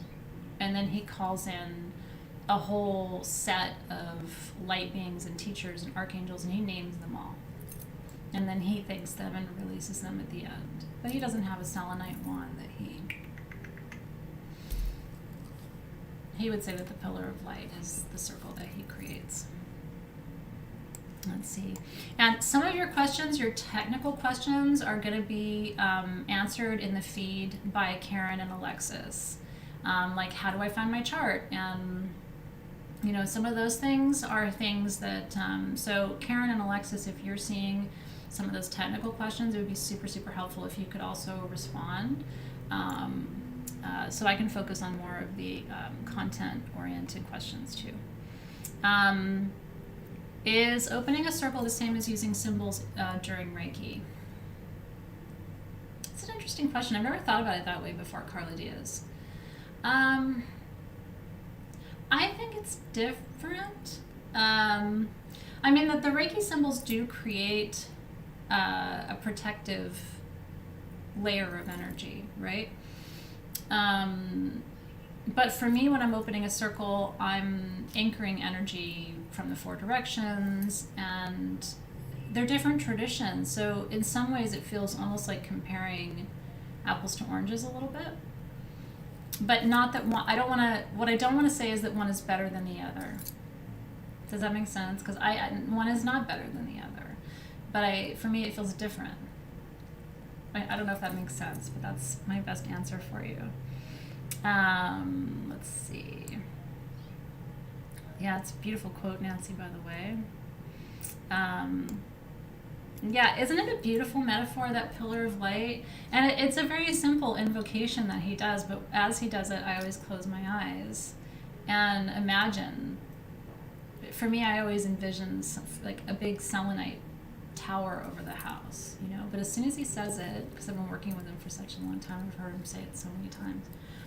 And it's always the last thing he says before we drink, you know? And it's like, it's a beautiful visualization, the white pillar of light. Let's see. Yeah, I will. So any questions about ayahuasca? That's why I'm staying after class tonight, if you want to stay, just so I can focus on your questions and concerns or challenges around tonight's teaching, because a lot of people really want to make sure that there's space so that they can clarify their understanding of each class's content. But if you have questions about my journey, I'm an open book and would love to share with you. So I'll be staying after class tonight for about half an hour to share my book that I read that I loved, and then to talk to you about Aya too. Let's see. You feel judged when you open a circle? Yeah, it's interesting. Usually most people appreciate that I open circles, you know, and I haven't had people judge me for it. I have had people say that I'm too cautious about energy, you know, that I take too many precautions. But at the same time, like, I've had some experiences that weren't positive when I haven't been cautious enough, especially when I was young. And so what I tell people is, you know, this is the way I do it. It may not work for you, or it may be too overprotective for you, and you want to, you know, just freewheel it. And if that works for you, it's great. But I have to run my, you know, energy the way I have to run my energy, and then I really encourage people to do what's right and best for them as well. Where is the energy going once we move it if we're not extracting it? Well, so that's what I was referring to earlier, Tanya. And again, I some of you, it may seem like, oh, you know, she already said that, but sometimes people come to the live at different points and miss certain things. What I was sharing earlier was, to the Aztecs, they believe that the, you know, spirit helpers, the helping spirits, take the energy and send it down to the earth on their behalf. So they're not concerned with touching the floor, or if they have that tobacco water sitting there that I was talking about earlier, they believe the energy naturally seeks the tobacco water. So they don't have to be concerned about opening a portal, or you know, they think of Pachamama as being there as one of the helping spirits to just naturally, you know, track the energy, remove it, and contain it. It's a very different process. You know, when I'm doing extraction, usually I will open a portal. And I'll talk about this more next week when I'm actually doing some extraction work in Crystal Masters. But let me know if that answers your question. But for this particular tradition, since we're studying Mexico and we're focusing a lot on these kind of Aztec practices that I was talking about at the beginning of our time together tonight, they just believe that the helping spirits, that's how they help. They take any energy that is removed and they give it to the mother, they give it to the earth. Yeah. Was there any danger when self-scanning my dog would not allow me to participate? Not that I know of, but, you know, maybe for you, opening a circle would help. Or imagining the white pillar of light over your room or your space, you know, maybe, or maybe, you know, could just be timing, or there's so many different, you know, reasons why one person might feel like a practice is really easy and simple, and then some people might find a resistance to it in some way. So I would just say to, you know, play an experiment, try it again later.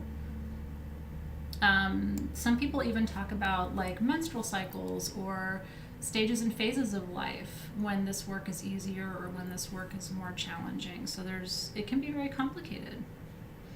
Let's see. And when there are repeat questions, I may not, come to your question, just because I already talked about opening and closing circles, so I appreciate it. But it's good for me to see when a question is repeated because it tells me it is definitely something that was on people's mind. Let's see. Yeah, I'm seeing a lot of different answers around how long Chiron stays at a sign: 5 years, 8 years, 9 years. So we'll get the answer for you and make sure we share it for you. Let's see. What else can I do to get to know my spirit guides? It's a great question, and what I would say is that would be a good question for us to come back to. I'm trying to focus a lot on questions from tonight around energy removal and blockages. This would be a great question for our third session our fourth session when we do the rabbit hole. Like the big Q&A when it's kind of any topic. But in general, the more you meditate, I do a quarterly meditation. We're getting ready to do it. When is Elder Council? It's at the end of this month, I think. It's next week, Elder Council. That is my quarterly gift to you on top of your classes, and it's specifically a journey to meet your spirit guides. And so definitely come to Elder Council. And the more you meditate, the more likely you are to encounter spirit guides. And I also find that spirit guides come to us for reasons and seasons. You know what I mean? We have spirit guides that come to us sometimes for very particular work that we're doing. And sometimes they stay for the duration of that work and then they depart. And sometimes they stay for longer too. It kind of depends. Is it helpful to know the Chiron placement of your client or the person you're working on? This is from Madonna Anderson. I think so, don't you? Because it's going to tell you where their primary wound is, right?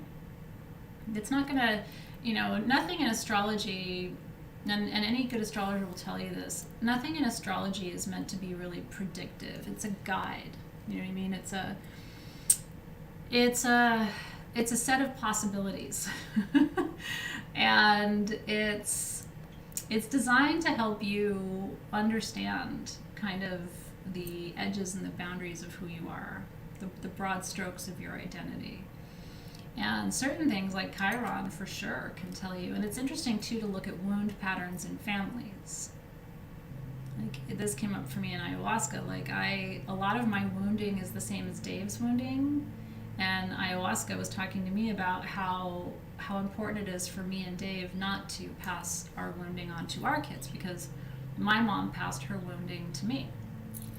And she didn't mean to. It was just she didn't heal it. You know what I mean? So any unhealed wounds can become a wound pattern in a family, because we project and pass forward the wounds that we don't resolve and heal. And that's why it's such a beautiful thing for you to do your work. Because when you do your work, you don't pass the buck down to the next generation and go, well, good luck with that. It's so important to do your work. Why is Chiron a wound and a gift? Isn't your wound your gift?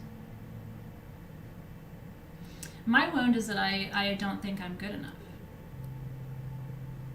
And that was reinforced when I was young, You're not this, you're not that, you're not this, you're not that, right?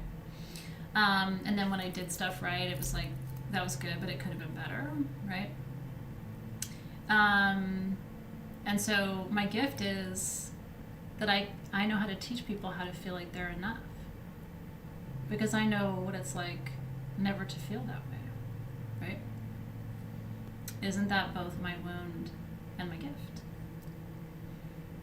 I spent so much of my life not feeling seen that I really take great joy in seeing people.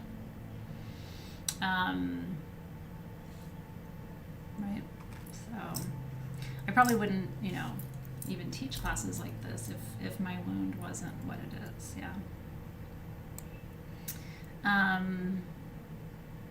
It's so true. Katrina said epigenetics is such strong knowledge, and it is. You have to know the lineage patterns in your family. And at some point, awareness becomes your tool to consciously break those patterns. And when you break those patterns, you liberate all of your future ancestors from, repeating the same bullshit that you've been trapped in all your life. And so for me, it's like unethical. I mean, if you want to know my honest opinion, I think it's unethical not to do your work. Because then what I'm doing is telling Nick and Zoe, well, good luck. You do it. And it's like, no, we're not doing that, right? What are my favorite mantras for removing stuck energy?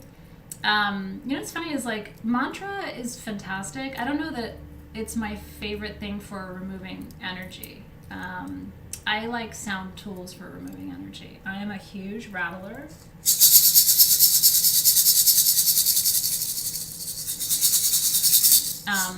I drum. It's not that I don't use mantra, Janine, but and the ones that you mentioned. Can I play something for you real quick? This mantra came to me in ayahuasca. By the way, I made a playlist. I'll make it public. It's called Aya 2022 on my SoundCloud. So if you want to have access to my playlists, that's my username on SoundCloud, Athena-Paracas on SoundCloud. And I have a lot of playlists, like a lot of playlists, but this is the new one, Aya 2022. See that one? And the song, this was the mantra that came up, Janine.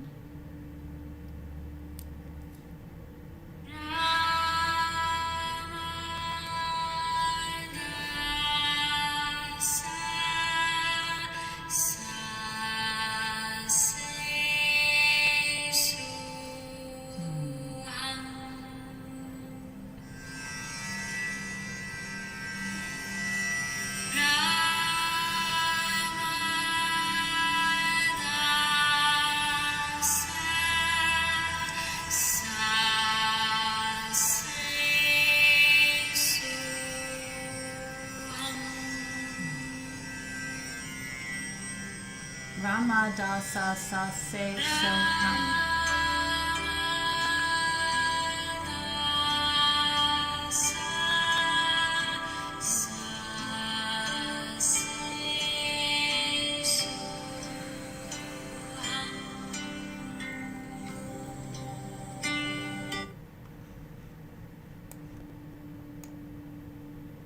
It's gorgeous, isn't it?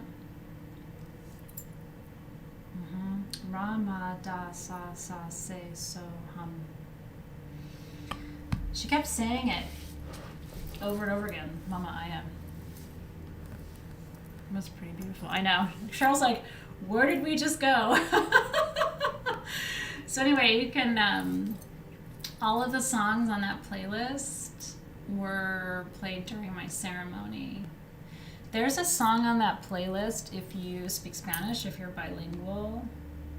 They actually sing it half in Spanish, half in English. I'm bilingual. It's called, hold on, not that one. It's called Abro Mi Corazón. And I had never heard it before. And as soon as the song came on, I just could not stop crying. So anyway, it's a great playlist if you are interested in hearing that music. It's all there for you. Yeah. Let's see. That's so wonderful, Emily. Thank you for that. What if your questions on the quiz are sometimes instead of yes or no? I think that's okay, Candy. And what I would say is a sometimes answer might be an invitation to see if you want to develop that gift further. Does that make sense? Like if you're like a maybe or kind of, or sometimes yeah, sometimes no. I think it's okay that you can kind of be in the middle on some of the questions for sure. Let's see. Rhonda said, so high score on the quiz denotes higher gift of ability to release. Which Claire might this correspond to? It appears to resonate with several. I don't know that this gift corresponds directly to any of the clair senses, Rhonda? It's a great question. A higher score just denotes kind of a proclivity, right? Not necessarily that you're better at it, but that it might be one of your primary gifts, right? Versus some where you're just like, not everybody's connected to everything. There are people who will find tonight's class really interesting, this whole idea of moving energy very interesting, but I would say, at the end of the day, I'm better at discernment than I am at this, right? Or I'm better at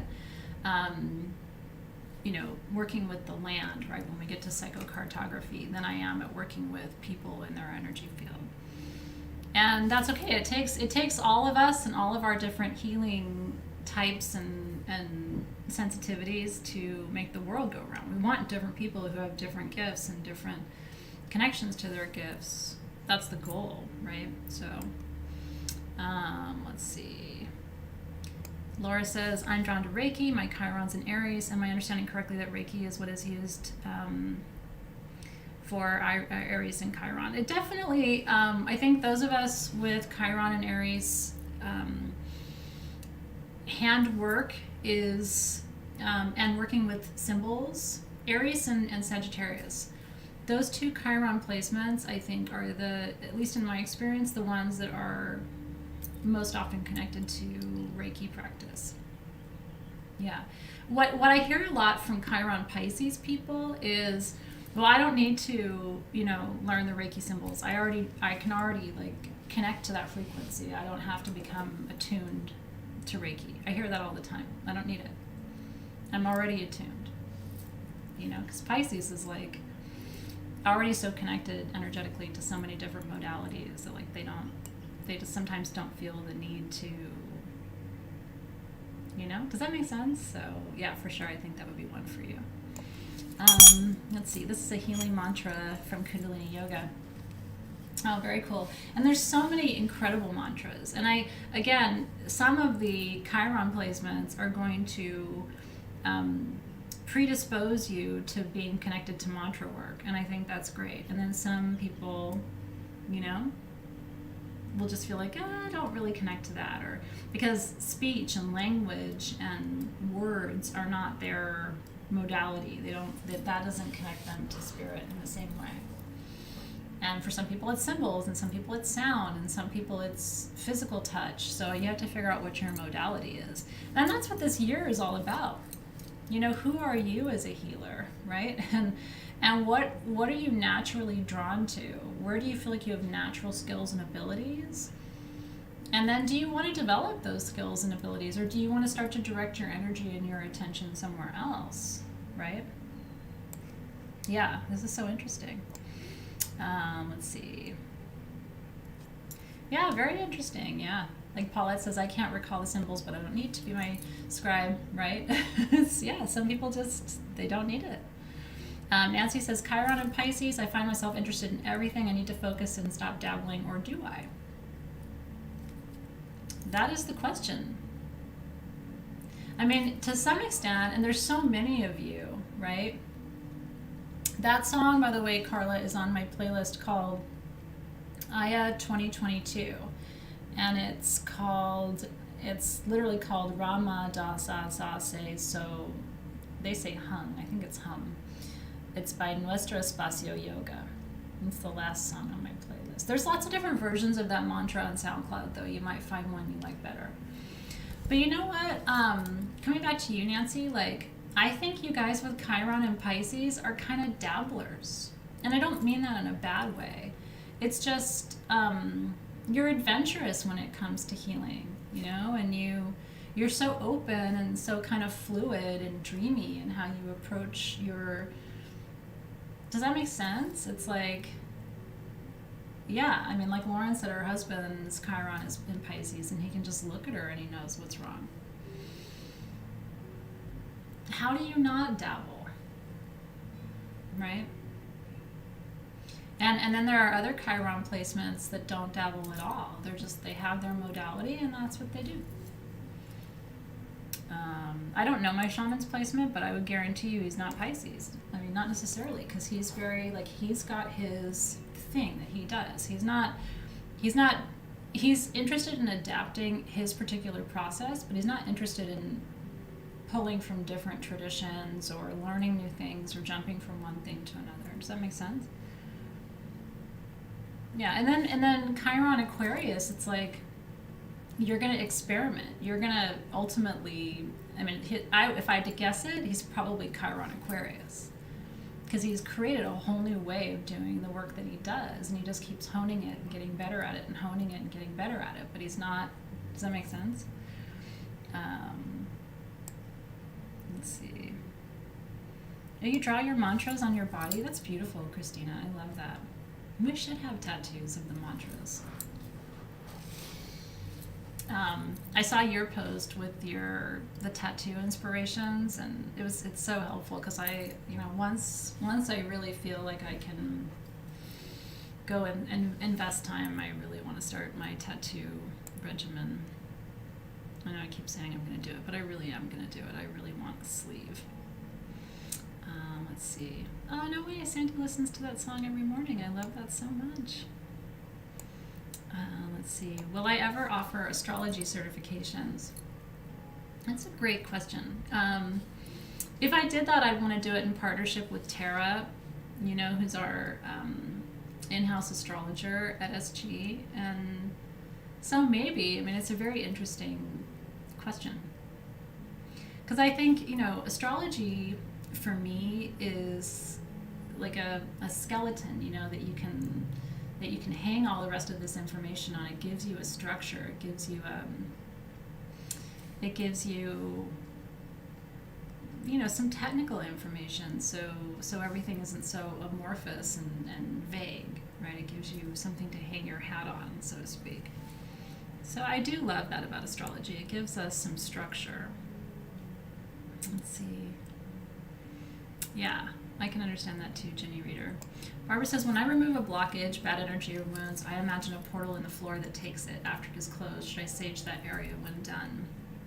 It's not a bad idea. My thing with portals is if you open one, you got to close it, right? That's like good portal protocol. And so always remembering to close it. And it can be easy, especially if you're caught up in the healing moment, to open a portal and then forget to close it. But saging an area is never a bad idea. So I would say sure. And twice if you feel like you need to, right? Yeah, Diane said mine is in Pisces as I meld together many different practices in my healing work. And as you should. Remember, Pisces dreams things into being. That's why with a Pisces, the worst thing you can do is, kill their dreams, right? Because Pisces dreams it first before they build it. And more than any other sign. So it's really important, people can be critical of Pisces, even like a Chiron Pisces, because it's like, it can feel kind of airy-fairy and it can feel kind of ethereal. But then that's also the magic of it, right? And energy work is ethereal.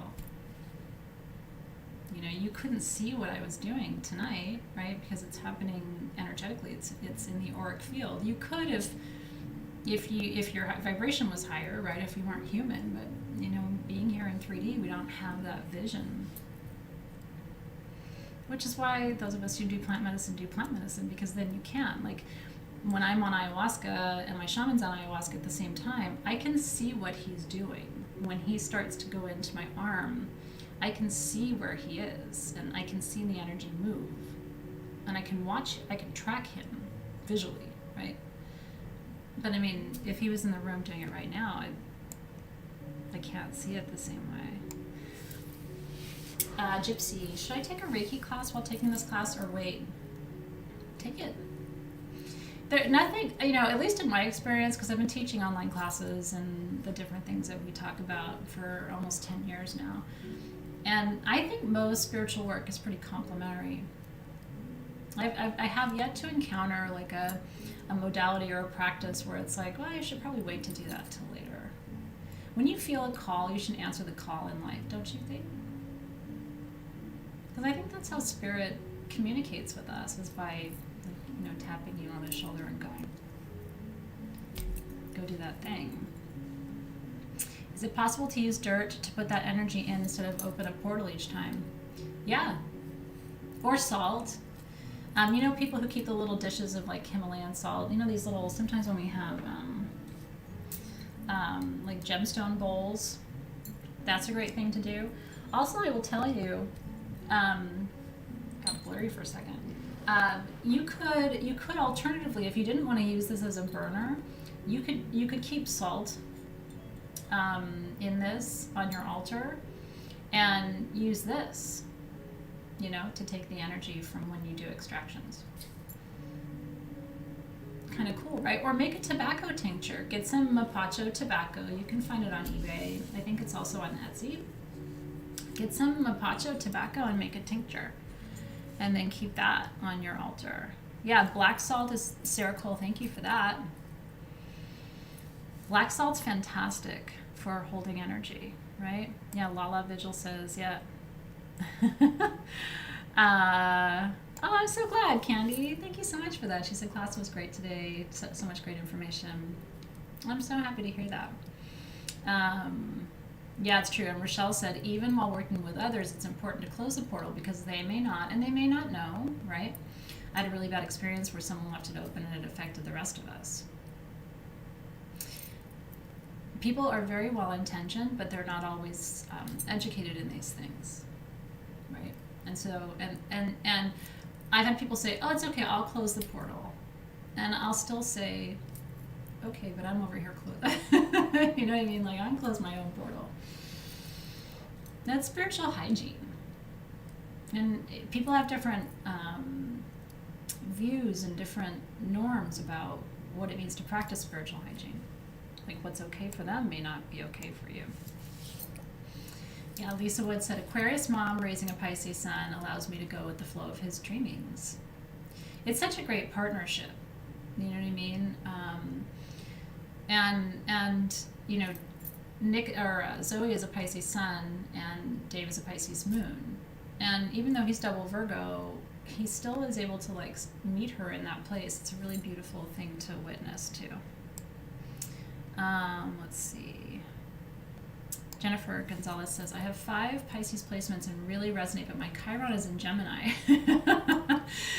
Yeah, I mean, but again, with all of that beautiful Pisces water energy in your natal chart, they're not separated from each other, right? They're not divorced from each other. All of that water is going to help you as a communication healer, right? Like, because underneath the ability to use words and mantra and language and heal around the mouth and the expression, the sensitivity that you have as a Pisces and the ability to be imaginative and dream your way into healing is going to serve you. It's all part of one picture. What we're doing tonight is kind of artificial, right? We're pulling one slice of the pie out and like looking at that slice really closely. But the reality is the rest of your chart impacts how you practice that slice. So I'm glad you talked about that, Jennifer, because they're all related, right? It's a great question from Jacinta. Please talk about how Chiron work goes along with shadow work. So shadow work, as you know, is the process of understanding your deeper subconscious and the feelings and experiences and the energies in your life, in your past, and that you have repressed, right? They're usually the things in you that are uncomfortable or you don't like or have gotten you in trouble in your life, things that you would rather not kind of see the light of day. And Chiron is about your wound. Your wound and your shadow can be different. They can be similar, right? My wound and my shadows are different. I would say not feeling like I am enough, like I constantly have to prove myself to people, is not necessarily my shadow. But I think what I would say is this: both have to be explored. Because you can project your shadow and you can project your wound, right, Jacinta? And neither of those are good things to do. Projections happen when we're not conscious about who we are. right? So, and we end up attracting people who represent our wound until we heal it, right? What triggers are, I'm sure you realize this, but it's helpful to talk about it. Triggers in our life are proof that we haven't healed our wound. Because when your wound is healed, you can't be triggered around it. You know, my wound is not feeling like I'm enough. So if someone says to me, hey, you could have done that better, or I need more, or you're not good enough, I feel triggered because I have a wound there, right? As soon as I heal that wound, then if somebody says, hey, you know, I didn't like that, I can go, well, I'm sorry. You know, and kind of like water off a duck's back. And then if I don't heal that wound, I can subconsciously make my kids feel like they're not enough, good enough, strong enough, hard work, whatever. And then that continues to be passed down. So I think that's one of the similarities, maybe. I hope this is helpful. Like between the shadow and the wound is that both can be projected and passed down if we don't do the healing work to address them. Yeah. Let's see. Just kind of scrolling around and seeing if I can find more questions. Have I visited anywhere magical in Mexico or kind of something there we should see? Yeah, I've been all over Mexico. It's my favorite country outside the U.S. Hands down. And there's so many reasons for that. And I'm actually getting ready to take the kids in June to Tulum. I'm actually working on that next week. I'm trying to figure out where we want to go and stay. My favorite part of Mexico is Central and South Mexico. I love Puebla. I love Oaxaca. And there's such an incredible energy there. And the people are incredible. The landscape and the scenery is incredible. Michoacan is incredible. That's where the butterflies, the monarch butterflies, migrate each year in October, and there's actually a sanctuary there where you can go. I wanted to take the kids there in 2020, and then the pandemic hit, and all of those plans were kind of shattered.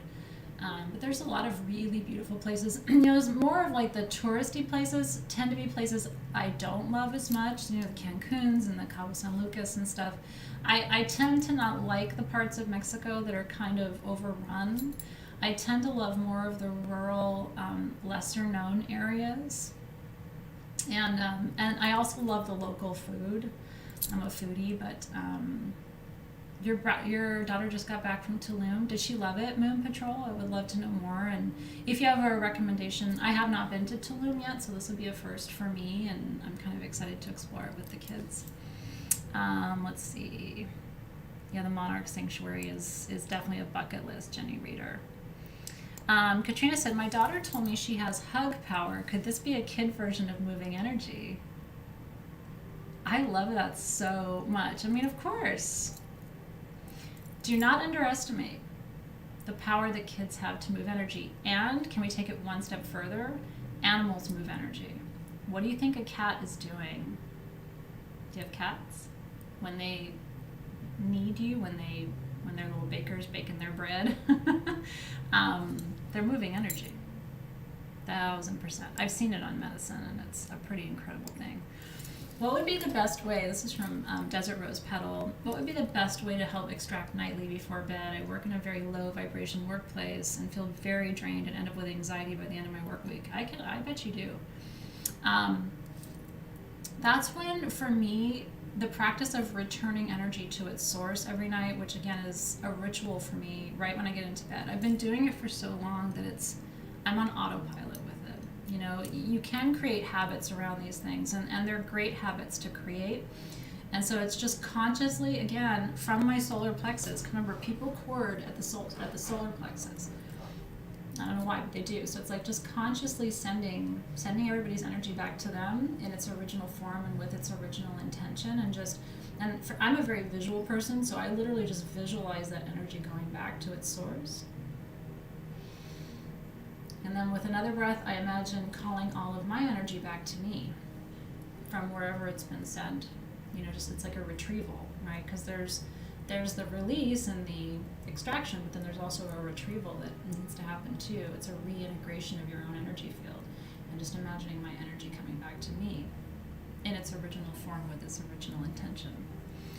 So hopefully that's helpful for you. And I would say just start doing it as a practice. The more you do it.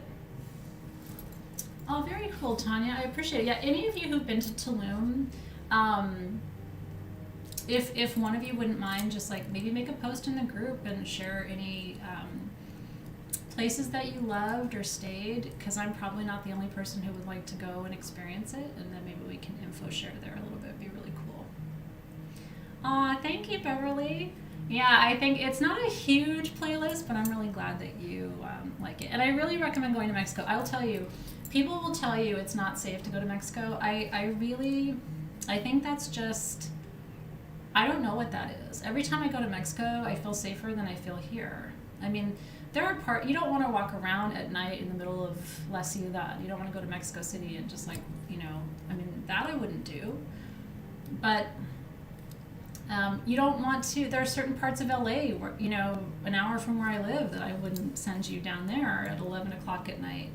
You know what I mean? Like, I think we've kind of made up a mythology about Mexico that it's, even when last time I went, which is in 2019, to Puebla, it was like people were like, oh, are you sure? And it's like, are you sure?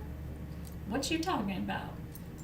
It's, La Ciudad can be very, I mean, yes, there's cartels and things, but I mean, and also every time I go, I usually am either staying with or I'm, going around with local people, and I'm also fluent, so it makes a difference. I think if you want to spend time in Mexico, you should really work on also understanding the language too.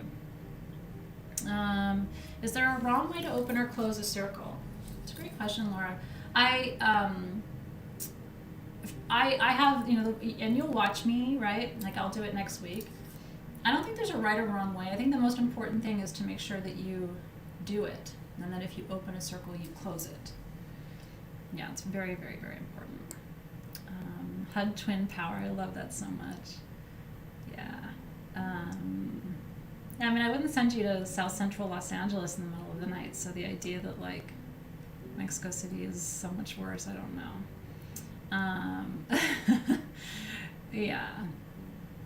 Let's see. That practice of calling my own energy back made me more mindful of how I sent it out. That's interesting, Michelle Quintana. Yeah, and you start to become aware, right? It's like, and the other piece is, you start to realize that it is a choice to give energy or not, right? So you can become more discerning. If you can observe a relationship or a dynamic without giving energy to it. So, when and if you give energy, I think it's important to start to recognize that it is a choice. And then you can be very specific at night about where you're retrieving that energy from. Does that make sense? Rather than just going, I don't know where my energy went today. It's like, you kind of do. So I'm really glad to hear that was helpful for you. Yeah, I mean, the border towns can be scary, but again, not all of them. You know what I mean? Like parts of Baja that are, I spent a lot of time in Tijuana and kind of some of the, northern Baja, and those are border towns and they're beautiful. So I don't know. I think we have to just be careful not to stereotype or generalize about people and countries in general. But it's hard, because sometimes the only things you know about a country are like what you see on the news. Let's see. I'm so glad this is helpful for you. I'm looking for more questions about our class content just to make sure I've covered off. Again, the retrograde, Kimberly Ruiz, is going to mean, so your sun's Chiron is in Aquarius. The retrograde just means that the Chiron work is even more important for the person for whom the planet is retrograde. Yeah, it just means it's even more important. Randy says, Athena, I dreamed you were driving the two of us. You drove through a stop sign. You said, stop signs are just suggestions. It's just an invitation. Then I can choose if I want to stop or not. That's very funny, Randy. I'm actually kind of a conservative driver. Yeah, so my son will say, "You drive like a grandma." But then I can be a speedster too, so. Let's see. I've been doing the energy return since you mentioned it in my first class in January. I don't remember ever sleeping this well deeply and feeling so rested. Oh, Megan, that makes me so happy. It really will help you sleep better. It really will. Because it's not a cord cutting, but it's definitely like, when we cord with someone, and people do it, and they're not like, most of the time it's not even intentional, but like they will continue to kind of pull on that cord, and like sometimes like even later that day or that night or the next day or whatever, and you may have had one interaction with that person and not have intended to have this like kind of ongoing energy exchange, right? So it's like, for me, the calling my energy back and sending people's energy back to them is in a way establishing an energetic boundary, if you think about it, right?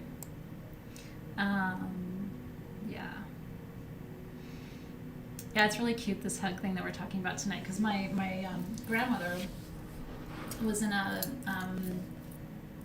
assisted living facility before she died, and she was the captain, or not captain, but the president of the hug committee.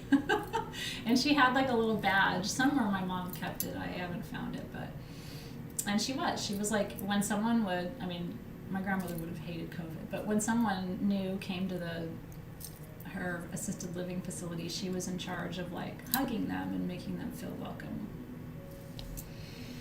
So my grandma gave great hugs. Wow, thank you, Kaz, I see you. Thank you so much. Well, that's interesting, Moon Patrol. I'm all about a phallic underground pool. I'm ready for that. Yeah, so true. Your comments are so great, you guys. Interesting, Vanya said, when I have a headache, my son immediately places his hand on my head. And hands are very healing. Again, when you're in a medicine journey and you see the hands and what they are, the hands are really manipulators of energy. These are your first magical tools you ever worked with. And if you don't use them, tonight's class was very important to me, because I want you to become more conscious about your hands. And I don't want you to feel like, oh, it looks weird when I, move energy with my hands, or what are people going to think if I'm doing these things? People are going to think you're magical, and they're going to want to know what you're doing, and then they're going to want to learn how to do it. When I was younger, I was very self-conscious about, like, I wanted to learn how to do healing without looking like I was doing healing, because I was self-conscious. Now I'm older and I could give two shits what people think, right? But it's like, people are going to be like, that's cool. Like, she can sense something with her hands, and she intuitively knows where to touch or how to move. And what's interesting about plant ceremony is that, like, when you're working with ayahuasca, like if my head is tilted to the right like this, and I'm looking, like I was looking out the window, and my shaman will like tap me on the back of my head, or he will take his hands and move my head this way, and the whole, like, everything I was just seeing over there changes, and now I'm looking at something else. So like, even just gently moving someone's head, or tilting it down or tilting it up, even if you're not on plant medicine, what plant medicine shows you is the power of literally turning your head. If you're in a room and you're having an anxiety attack, turn your head, right? Literally changing the position, or tap yourself. This is why tapping works. And people are like, does tapping work? Yes, tapping works. Tapping works because you're shifting the vibration, right? This is everything we talked about tonight, right? Yeah, interesting. Michelle's talking about blowing on her hands, right? And shaman use their breath all the time, right? To move energy. Just like I was teaching you that they will through the Vogelin, right? They learn to use their breath. Now again, that can be really scary. Like, oh my God, if I did that, people would, versus like when you get confident with it and you know that that's one of your skills, right? Right? Give a little tappy. These are all tools in the toolkit. Yeah, he takes ayahuasca with me. We drink at the same time. Let's see. Interesting. Yeah, Cheryl was saying her husband's hands always get warm. He's always been the go-to for kids' sports injuries. Healing hands, the laying on of hands in the evangelical Christian tradition, right? What is that? If not exactly what we've been doing tonight, in my opinion, right? Jennifer says, it makes me wonder about autistic children and how they flap their hands, even ADHD and fidgeting. Do you know what my shaman told me this week? It was so fascinating. We ended up talking about, because he stayed with me that night, and we had dinner after we were done, because you're so hungry afterward. And I ordered us like a buffet of food. And he said that Tourette's, he thinks Tourette's is actually a sign of an intense psychic gift that's not managed yet. Because he said, if you think about some of the things that I do, and like some of the ways because he will like run energy and say like certain words or sounds and stuff, he's like, I think Tourette's might be an unmanaged psychic gift. And I have a really good friend who has 2 children. They're now grown with Tourette's. She was like president of her local Tourette's society and stuff. And I haven't talked to her yet, but I kind of want to run it by her, because I was like, that's interesting, isn't it? Like all these things that we put in a box and go, oh, this autism, that's Tourette's, and like we lump these things together, and we don't think about the fact that like, what if these are people with really profound spiritual gifts? Like beyond our capacity to understand it. And they're actually moving energy.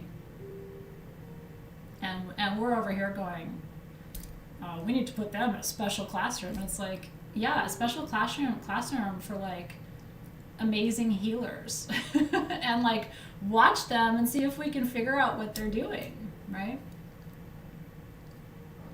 Just saying. Because we know that autistic students respond to sound therapy. Have you ever watched an autistic child when there are singing bowls being played? They're focused, right? Like they operate very differently when there are higher frequencies and the solfeggio is being played. Why is that? Right? Fascinating. Yeah, it's true. Like Jessica Hicks said, we try and take the spiritual out of the prognosis. Like, isn't it a gift? Yeah. Yeah, it's interesting. Zoe said it's creative energy. A lot of singers have Tourette's and use the energy to sing. And isn't the capacity to sing a spiritual gift? Isn't it? Ooh. Yeah. I'm telling you, we will catch up. You know what I mean? Like, will it be in my lifetime? I hope so. But could it be in Nick and Zoe's lifetime? I bet you it will. And, I'll be watching from above going, yes, they figured that shit out.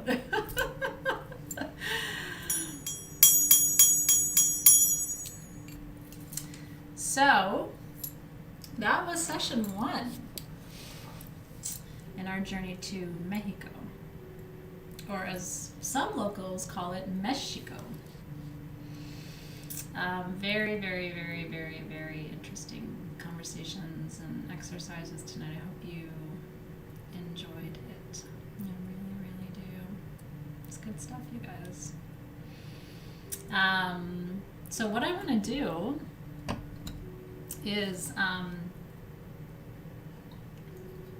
tell you, if you need to sign off, of course I understand, and there's dinner and there's families and you've been with me for 3 hours and there's wanting to not hear my voice anymore right this minute or having to pee, or I don't know, like all kinds of things you may need to do. I know we need to bring the bells back. I love my bell. I just really love it.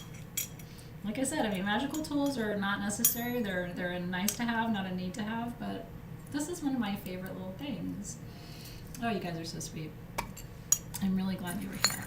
I think session 2 and session 3 are going to be really powerful this month. I really do, because session 2 is going to be the crystal application, very practical, hands-on body work side of this, and I get to show you some of these techniques of motion. And then session 3, like I said, it's going to be a journey to meet some helping spirits who can actually do some extraction and some work on you. And yeah, oh good, thank you, Chanel, for letting me know that too. I appreciate it. Yeah, so the recording, this recording, BK, is just going to continue. So this will be all part of session 1. So if you have to sign off for now, you can always come back and like watch the rest of this later. It's fine.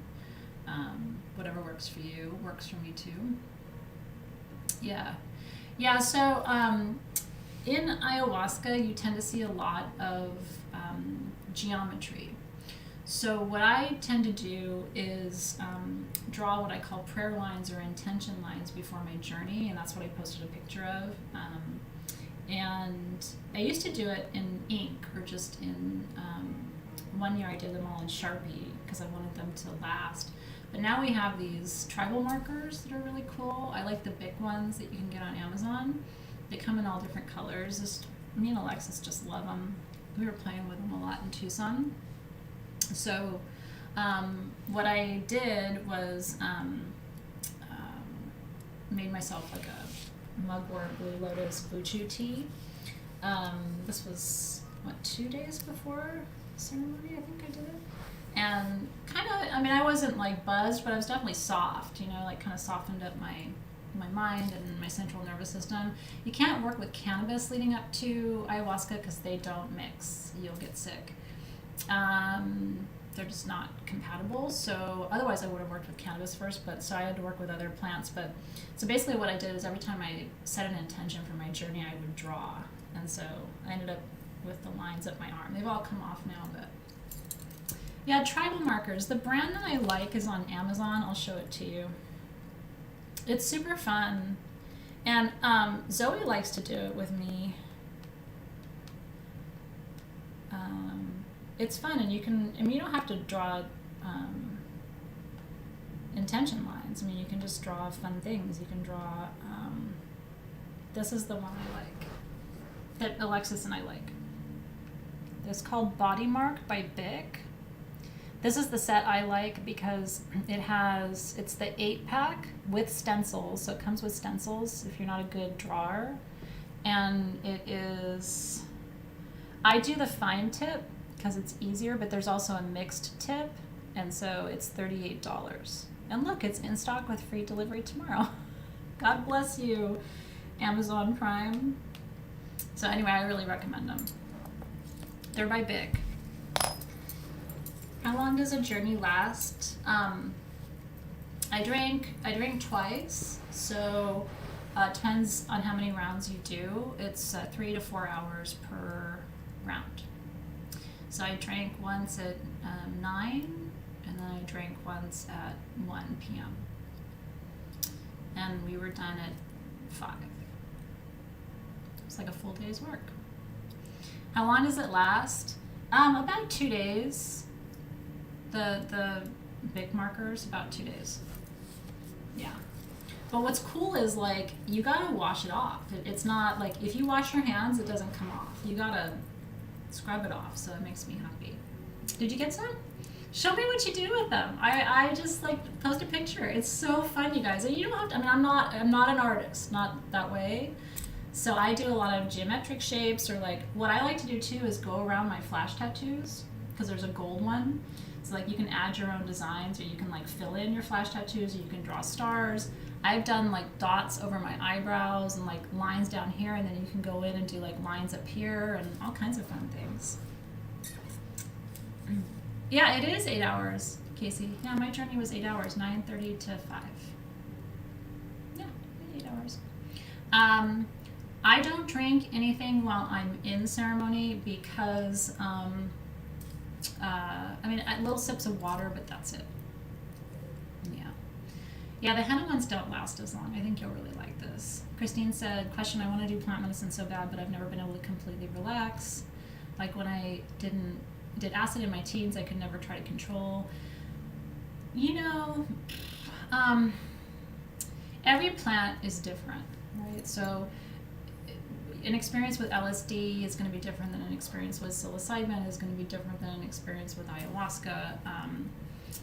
And I would say you have to be ready for it. Like if you're ready for it, you're going to relax into it and soften into it. If you have fear, you can actually block the medicine. So a good entry-level plant medicine is San Pedro. San Pedro is the grandfather medicine, and ayahuasca is the grandmother medicine. He's not as tough. He's softer. You know, she will kick your ass. She's just hard sometimes. But if she's hard on you, you know, an hour later she'll be gentle. She doesn't. But there was a point where she was showing me something I didn't want to see, and she literally said, "No, you will look at this." And like, you will look at this. And you listen. And I was like, okay, I didn't want to. And that's when you can get a little queasy. You know what I mean? If you're, I was actively resisting. I just didn't want to see what she was showing me. And then as soon as I said okay, and I paid attention, then she changed it. But she made me look before she moved on. Wherever you live, there are people doing plant work. You got to put feelers out, you know, because it's a very closed community. Yeah, that's the correct spelling. Is there an alternative to plant medicine? There sure is. It's called breath work. And I have a lovely friend. I had her do breath work. I'll show you her Instagram. I had her do breath work for Soul Shift. Do you guys remember? Do you guys remember Lauren Tancredi? She did a great breath work session. Her website is onehealingbreath.com. She's actually an energetic business coach. I just think she's a lovely human being. But she did the breath work session for the Soul Shift retreat. She did a beautiful job. So, and breath work can be just as intense as ayahuasca, and it's just your breath. So, Lauren's Divine. Remember, Casey, you were there. Anybody else there with Lauren when Lauren did the? Who else is live here? Yeah. If you're not ready, it's a different experience. I had 2 hours with my mom in my journey. Yeah, I had 2 hours with her. It was really beautiful. And it was very sweet. Mm-hmm.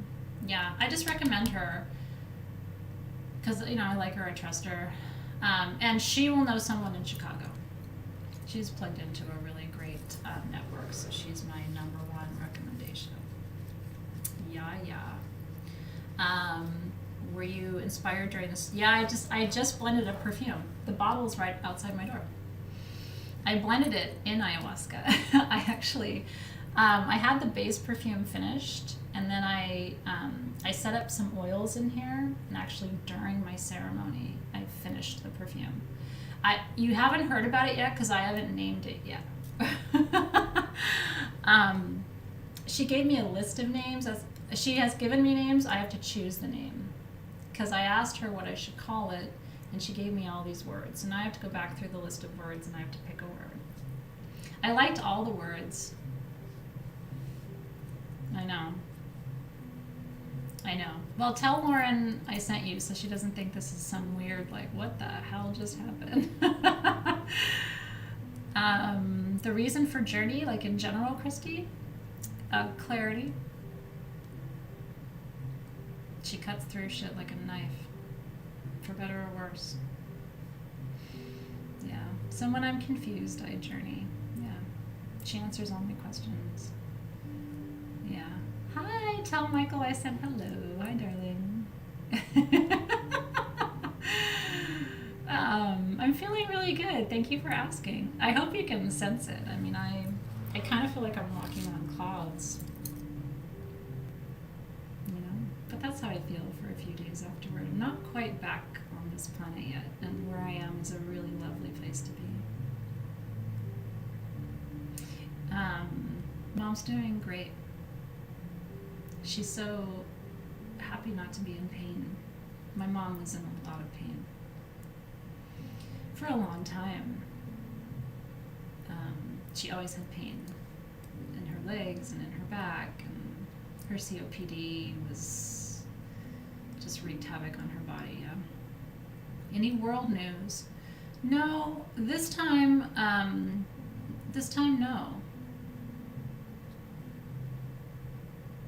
Yeah, I didn't get the big, thing about all the weird shit like I did back in 2018. She is the she I'm talking about is ayahuasca. It's a female spirit.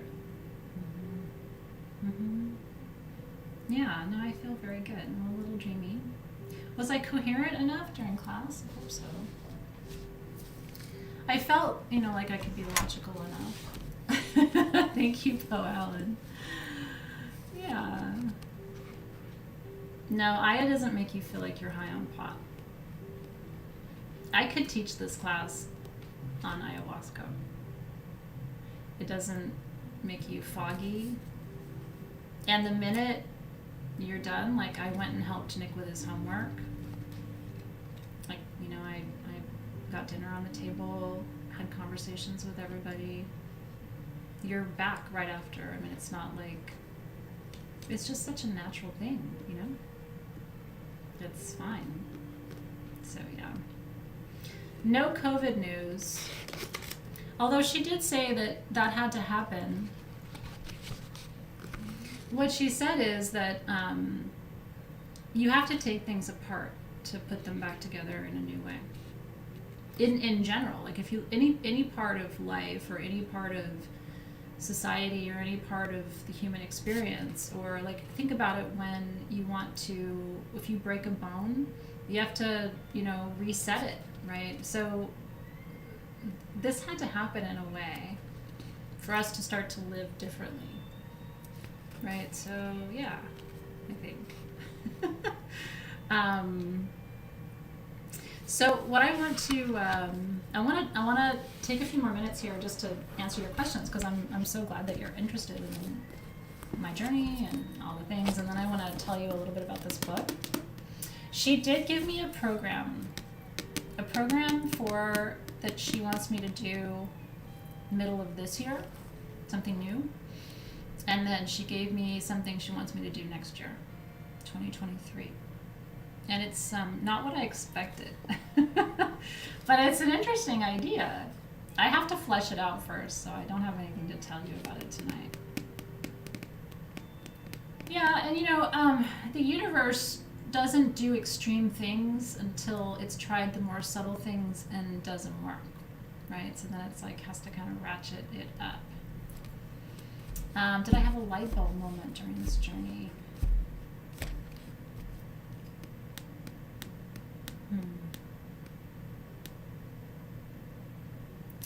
I would say the light bulb moment. So I expected the hardest part of my journey to be the grief release.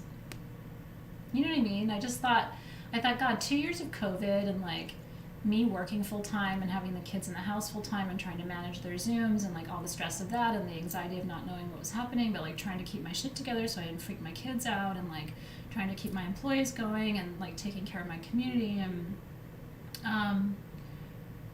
not taking care of my body, you know what I mean? Like, and then losing my mom. I just thought like that was what the whole journey was going to be about, and the whole journey ended up being about my wound, and like how like I still have work to do, to move that energy, and how it's passed down, who passed it down to me, and then what will happen if I don't do my work. And she kind of showed me how like it could get passed down to the kids and like what that would look like and why I want to avoid that. And that was the hardest part of the journey. And that's when I was kind of resisting looking at some of that, and she was like, no, you will look. And I was like, fuck. Yeah, it's a great question. There's a lot of geometry, right? I only, so you see more of the geometry on ayahuasca when your eyes are closed, and I tend to, he and I talk the whole time, like I'm talking to you. It's a dialogue. I mean, it's not everybody does ayahuasca like that, but it's a dialogue the whole time. So, but there were 2 or 3 times where I went inside, like closed my eyes and kind of curled up, and then it's all geometry, right? The most interesting geometry I saw this time, Nathan, that I had not seen before, was almost like, it looked like the Garden of Eden, like what I would imagine the Garden of Eden would look like, but it was all geometric, if that makes sense. So it was like trees, but like made of the flower of life, and then like morphing into the and then the flowers, and like I could go into the flowers, and then I could go down into the roots, and so it was like a living garden, and I could go into the different parts of it. No, I didn't see White Buffalo Calf Woman. It's interesting because in my bathroom I have a painting of White Buffalo Calf Woman painted. It's a print of a painting that someone did on ayahuasca of White Buffalo Calf Woman, which is interesting.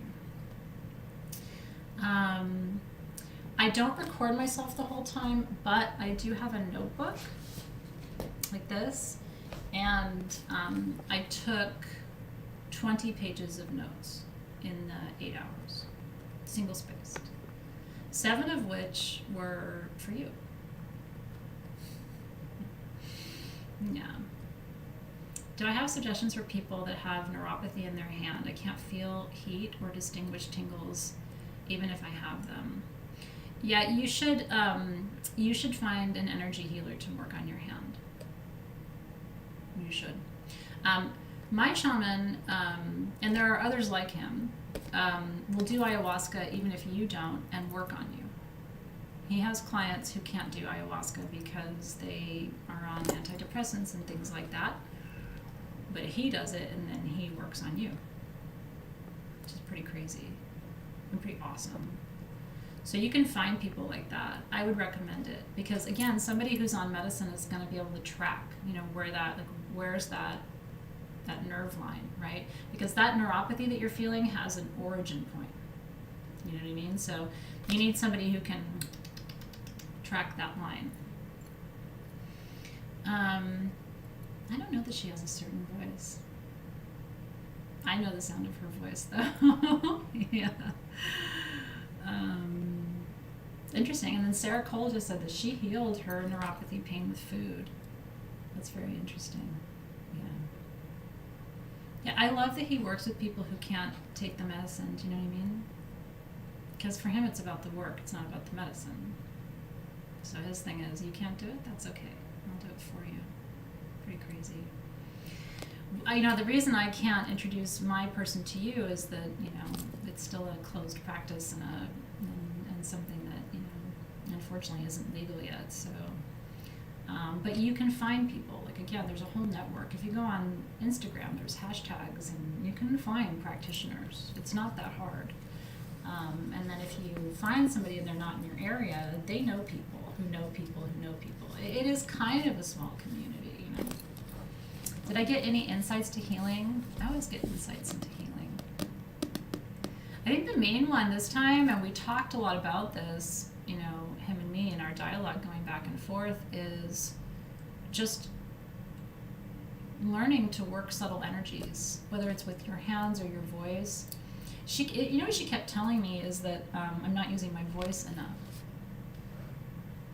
And I don't think of my voice as a gift, but she kept saying, I gave this to you. I gave you words, and I gave you your voice. Why aren't you using it? And then she kept saying to me, you have to record your books, because I haven't recorded my books yet. And I was like, people don't want that. And I don't want to go sit because my publisher said we have to go sit in like a recording studio with like headphones on, and that just sounds so boring. And she's like, don't do it the way they're telling you to do it. Like, do it your way. do it sitting in your bedroom on your phone, but just record your books. I gave you this voice. You're not using it. So I thought that was interesting. What has changed for you during your journey since when you first started with Aya? My confidence. Yeah. No, she doesn't want me to sing. She wants me to record my voice, like just reading and,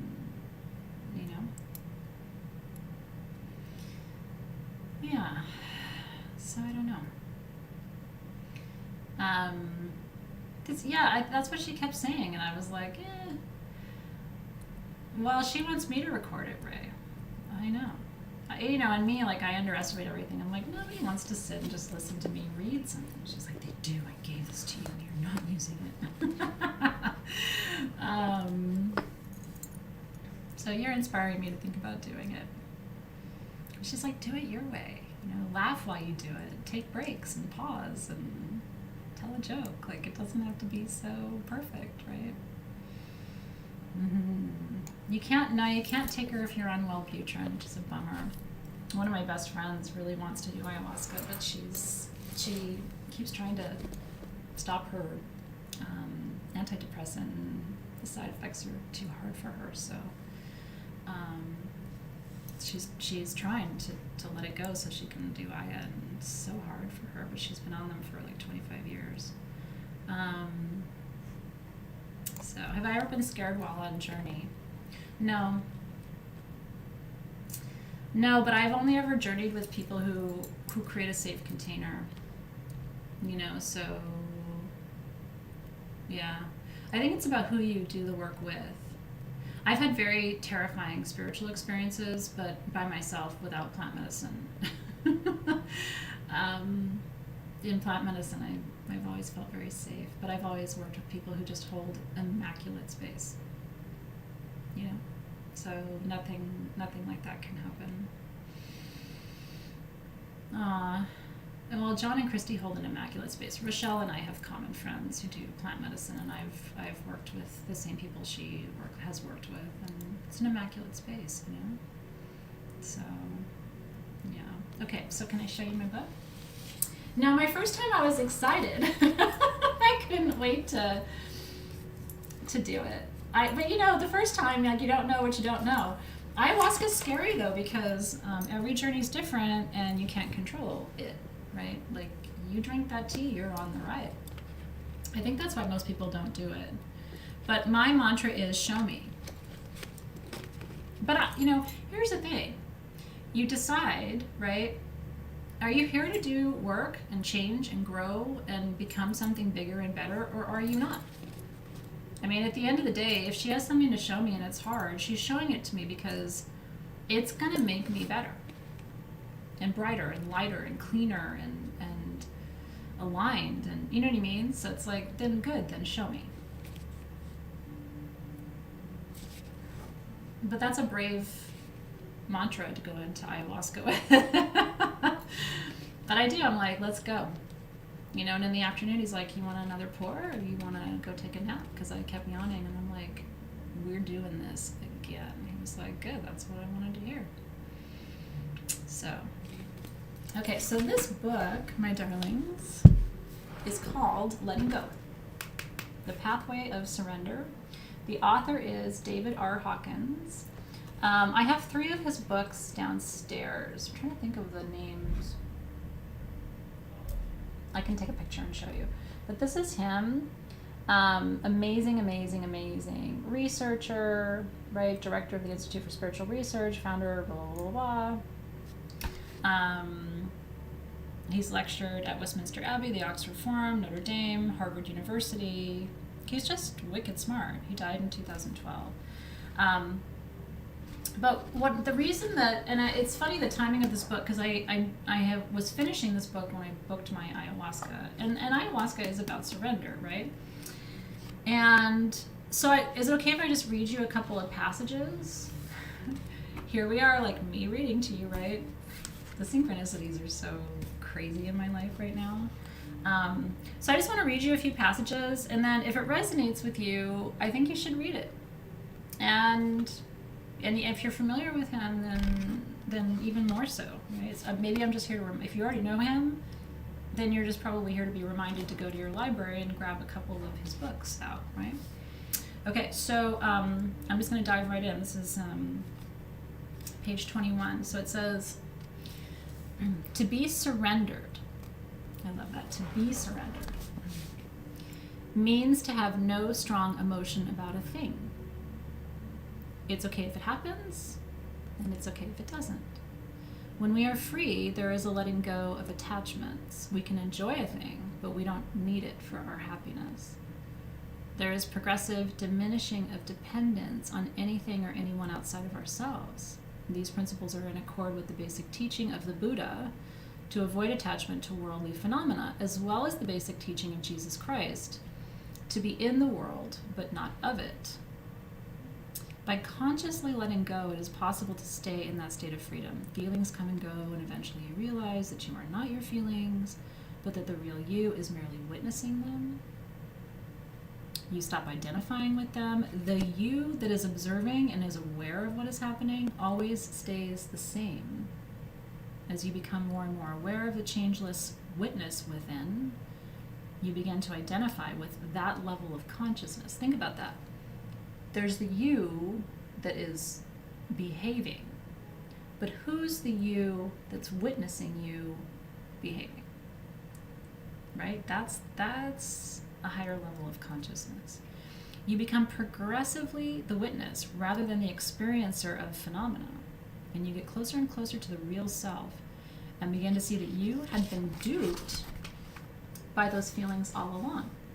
You thought that you were the victim of your feelings. Now you see that they are not the truth about yourself. They are merely created by the ego, that collector of programs which the mind has mistakenly believed are necessary for your survival. Whoop whoop.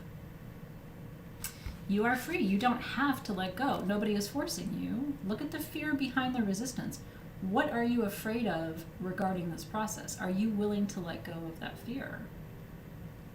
Keep letting go of every fear as it arises, and the resistance will eventually resolve.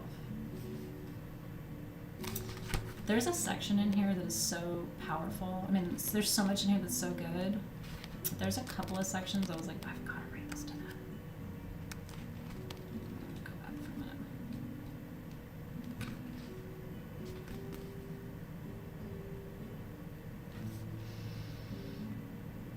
Oh, listen to this. Listen to this. Another example is that of belief systems having to do with epidemic diseases. Now keep in mind, this book was written in 2012. A few years ago, 14 acquaintances of mine were observed closely during an epidemic of flu. Of the 14 people, 8 came down with the flu, but 6 did not. What is important here is not that 8 people came down with the flu, but that 6 did not. In any epidemic, there are people who do not catch it. Even during the depths of the Depression, there were still people who became wealthy and even millionaires. The thought of poverty was catching in those days, but somehow those people did not buy into it, therefore it did not apply to them. For negativity to apply to our life, we must first subscribe to it, and secondly, give it the energy of belief. If we have the power to make negativity manifest in our life, obviously our mind also has the power to make its converse come true. Interesting, right?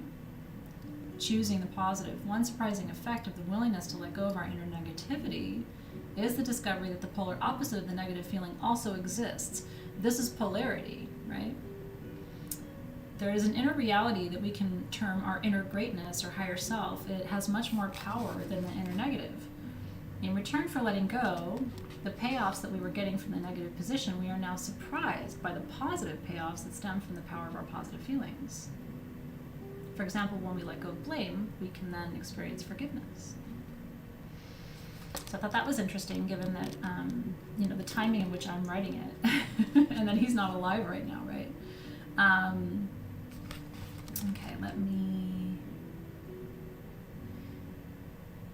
he talks about the 3 nervous systems in the body: the voluntary nervous system, the network of nerves under conscious control and distributed primarily to voluntary muscles. The involuntary or autonomic nervous system, which is usually conscious and controls the body's organs and physiological functions. And then the acupuncture system, which transmits the bioenergy to the body structures and internal organs. And he says this third system is the least known in Western medicine, but the best known in Eastern medicine and society. He said in the acupuncture system, there's a flow of vital energies through the physical body via the body's invisible energetic blueprint. This system is described as having 12 main channels that cover the surface of the physical body down the meridians, and from these channels there are many tributaries leading into the various organs. This vital bioenergy is the very flow of life itself, and it's very quickly reactive to stress. So he goes on about stress and how to alleviate stress. The most important part of the book is this. Okay. So one more time, this is Letting Go, The Path of Surrender, the book I just finished that I think is kind of a game changer. See if you can follow what I'm going to read to you now, because if you can, I think it's so interesting. As we have seen, stress, proneness, and vulnerability are directly related to our general level of emotional well-being. The higher we are on the scale of consciousness, the less we respond with stressful reactions. We can take a simple incident from everyday life and illustrate the different ways to react, okay? Let's say, for example, we have parked our car, and just as we get out, the car parked in front of us backs up into our car with a thud. Our bumper is dented. Here is what the different levels of consciousness might sound like around this, okay? Shame would say, how embarrassing, I'm such a lousy driver, I can't even park a car. I'll never amount to anything. Guilt would say, I had it coming, how stupid I am, I should have done a better job of parking. Apathy would say, what's the use? Things like this always happen to me. I probably won't collect on the insurance anyway. There's no use even talking to the guy, he'll just sue me and life stinks. Grief would say, now my car is ruined. It will never be the same. Life is grim. I will probably lose money on this. Fear would say, this other guy's probably furious. I'm afraid he'll hit me. I'm afraid he's going to talk to me. He'll probably he'll probably sue me. I'll never get the car fixed again. The car people are going to rip me off. The insurance company will get out of this one, and I'm going to be left holding the bag. Desire will say, I could make money on this. I think I will hold my neck and fake a whiplash. My brother-in-law is a lawyer. I can get a settlement on the highest estimate and get it fixed at a cheaper place. Anger would say, that guy's an idiot. I'm going to teach this guy a lesson. He deserves a punch in the nose. My blood is boiling. I am shaking with rage. Pride would say, look where you're going. Oh my God, the world is so full of bumbling idiots. How dare he damage my new car? Who the hell does he think he is? He's probably got cheap insurance. Thank God mine is better. Courage would say, oh well, we both got insurance. I'll take down his information and I'll handle it. This is a nuisance, but I can handle this. I'll talk to the driver and we'll get it settled out of court. Neutrality would say, these things happen in life. You can't drive 20,000 miles a year without an occasional fender bender. Willingness would say, how can I help to calm this man down? He doesn't need to feel upset about this. We'll just exchange our information and we will walk away. Acceptance would say, it could have been worse. At least nobody's hurt. It's only money. The insurance company will take care of it. I suppose the guy's upset. That's only natural. Thank God I'm not running this universe. It's only a minor nuisance. Reason would say, let's be practical here. I'd like to take care of it as quickly as possible so I can get on with my day. What's the most efficient way to solve this problem? Love would say, I hope this guy isn't upset. I'd like to calm him down. Relax, it's all okay. We both have insurance. I know how it is. It happened to me just the same way. It was a minor dent. Don't worry. We won't report it if you don't want to. We can probably deduct it and avoid a raise in the insurance premiums. There's nothing to be upset about. Peace would say, well, isn't this fortuitous? I was going to have the rattle in the bumper fixed anyway, and the fender already had a dent, so now I'll get it fixed for nothing. Let's see. The above illustrates all that we've been saying. It is we ourselves who create stressful reactions as a consequence of what we are holding inside of us. The suppressed feelings determine our belief systems and our perception of ourselves and others, and these in turn literally create events and incidents in the world that we then turn around and blame for our reactions. This is a self-reinforcing system of illusions. This is what the enlightened sages mean when they say we are all living in an illusion. All that we experience are our own thoughts, feelings, and beliefs projected out onto the world, actually causing what we see to happen. Most people have experienced all the different levels of consciousness at one time or another, but in general, we tend to operate primarily at one level or another for extended periods of time. Most people are preoccupied with survival in all its subtle forms, and so they reflect primarily fear, anger, and a desire for gain. They have not learned that the state of lovingness is the most powerful of all survival tools. Interesting, isn't it? And then I think there was one more thing I wanted to show you. This I thought was interesting too. So two more things I want to show you, and then see if you have questions. So he talks about disease-prone beliefs on page 216. To ascertain our own disease proneness, we can look at the following questions. Do I worry about my health? Do I get a secret feeling of fear, excitement, and danger when I hear about a new disease? Do I spend time on constant checkups, reading about diseases, getting frightened by TV stories about them? Am I interested in hearing about the diseases of famous people? Do I believe that the environment and foods are full of hidden dangers? Do I believe that certain diseases run in my family? Do I stop or want to stop to witness auto accident victims? Do I like hospital television programs? Do I like TV programs that include hitting, shouting, fights, killing, torture, crime, or violence? Am I holding anger? Do I condemn other people's behavior? Do I hold resentments and grudges? Do I feel trapped and hopeless? Do I say to myself, whatever's going around, I'll probably catch it?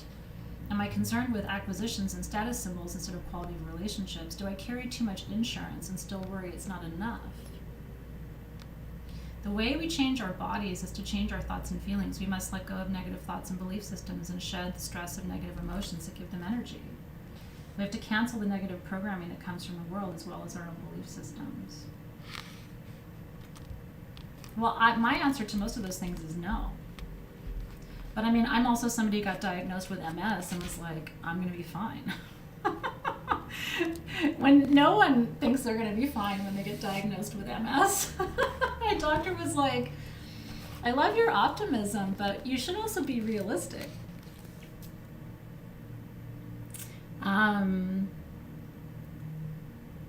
So yeah, it says a surrendered person can eat anything or go anywhere and is no longer subject to fears of contaminants, pollutants, drafts, germs, electromagnetic frequencies, carpet smoke, dust, animal dander, poison ivy, pollen, or food dyes.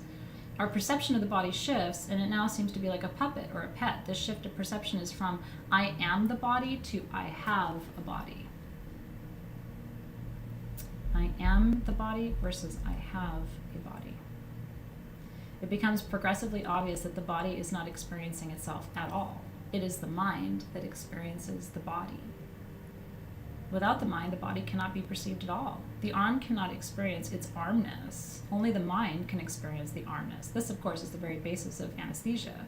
When the mind is asleep, the body has no sensation. It slowly dawns on us, in fact, that the body doesn't have any sensation. Only the mind is capable of that function. What's the first Hermetic principle? The all is mind.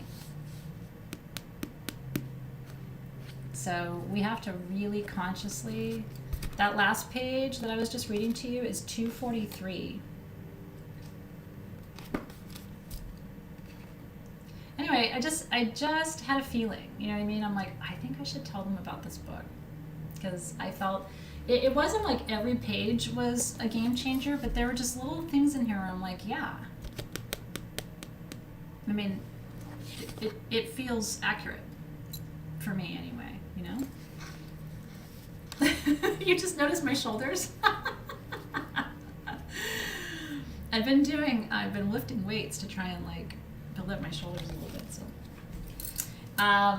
Yeah, so enjoy that one. Mind over matter. It's exactly right, Cassandra Robbins. And like, how many times do we hear mind over matter except like it doesn't click until it clicks. And then you're like, oh yeah, I'm running this show. I'm going to change the program. Right? Yeah. Like, and so if you feel like, you know, I'm always going to be stuck in this job, or well, everybody else finds love except for me, or whatever. It's like, God, what are we creating, right? Isn't that true, Bethany Rogers? She said, it feels like something I knew but forgot.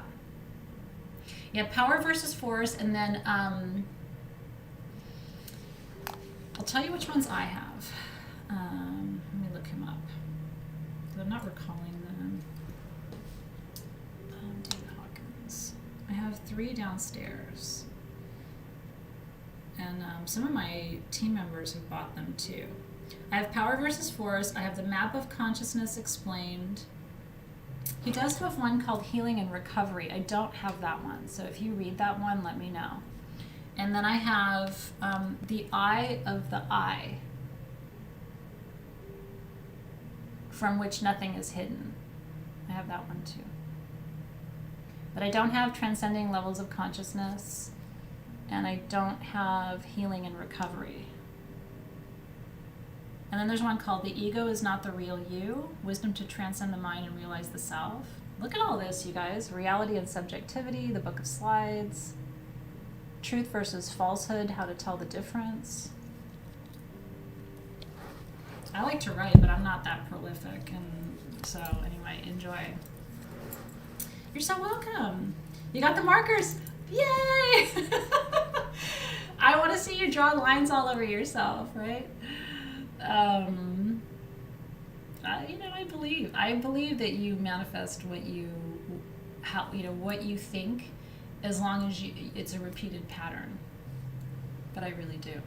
I think what you create in your life is just whatever you have thought in a repeated way and sustained it over time. So if you want a different experience, then you have to shift the thought patterns.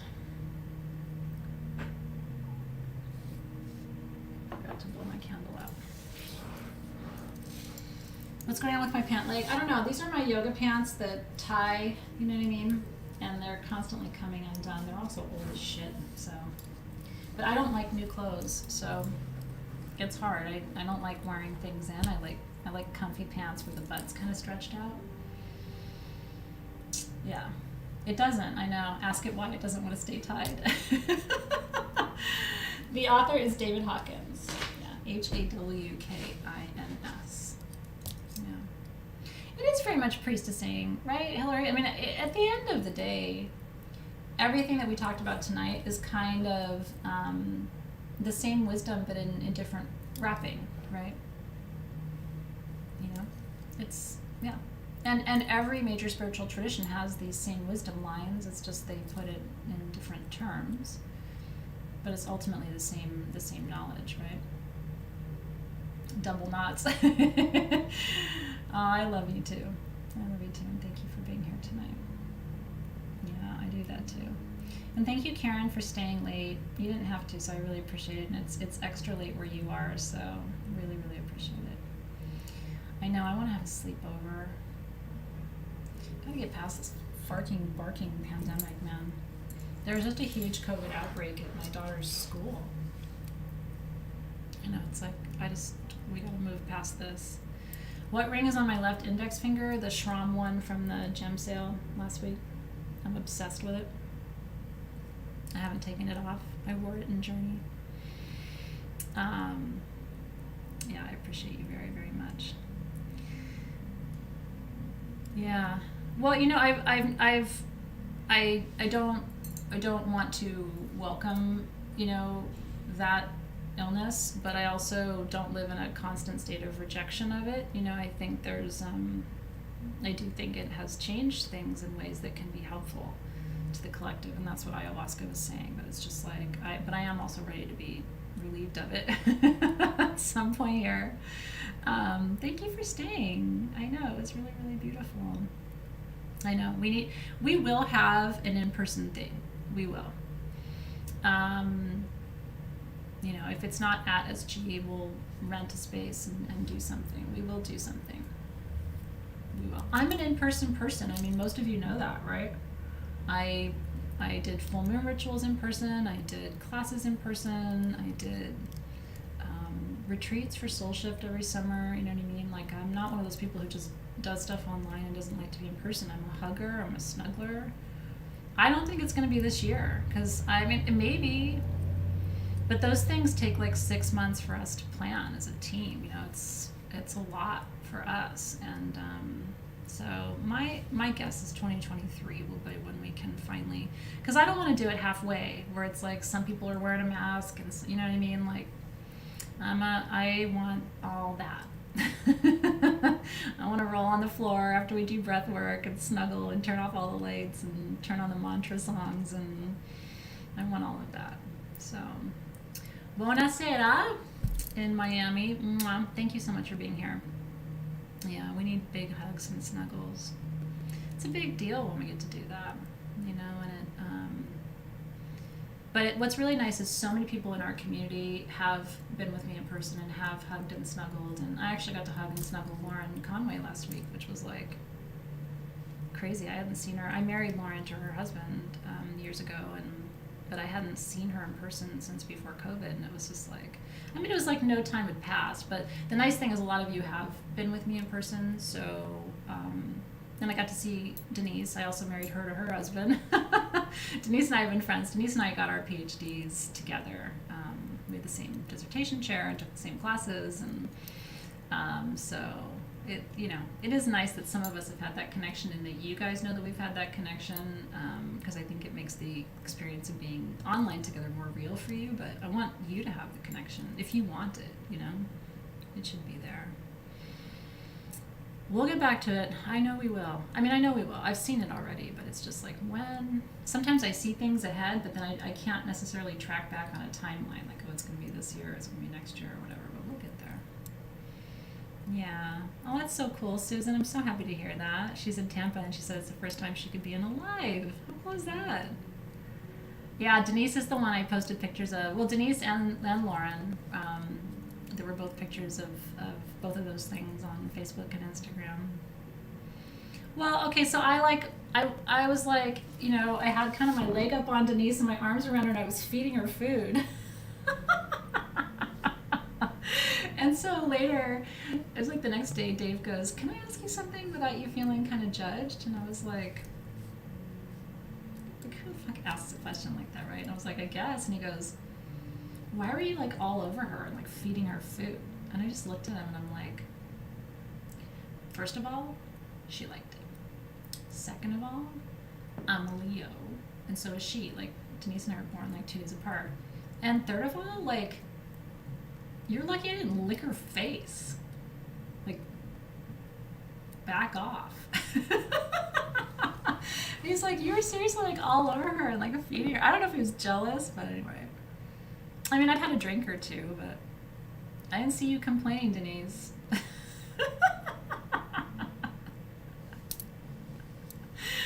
Anyway. All right, you guys. Mwah. Have a great rest of your evening.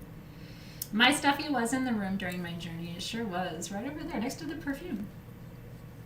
He had his little arms around. You're lucky I didn't lick her, Dave. Anyway, he was right here. My little dude. I'm gonna go take these fucking pants off. All right, love you. Have a great rest of your evening. I will see you guys very soon. Thank you for being here as always. It's a pleasure to be in your company. We're so blessed to have each other. I'll see you soon.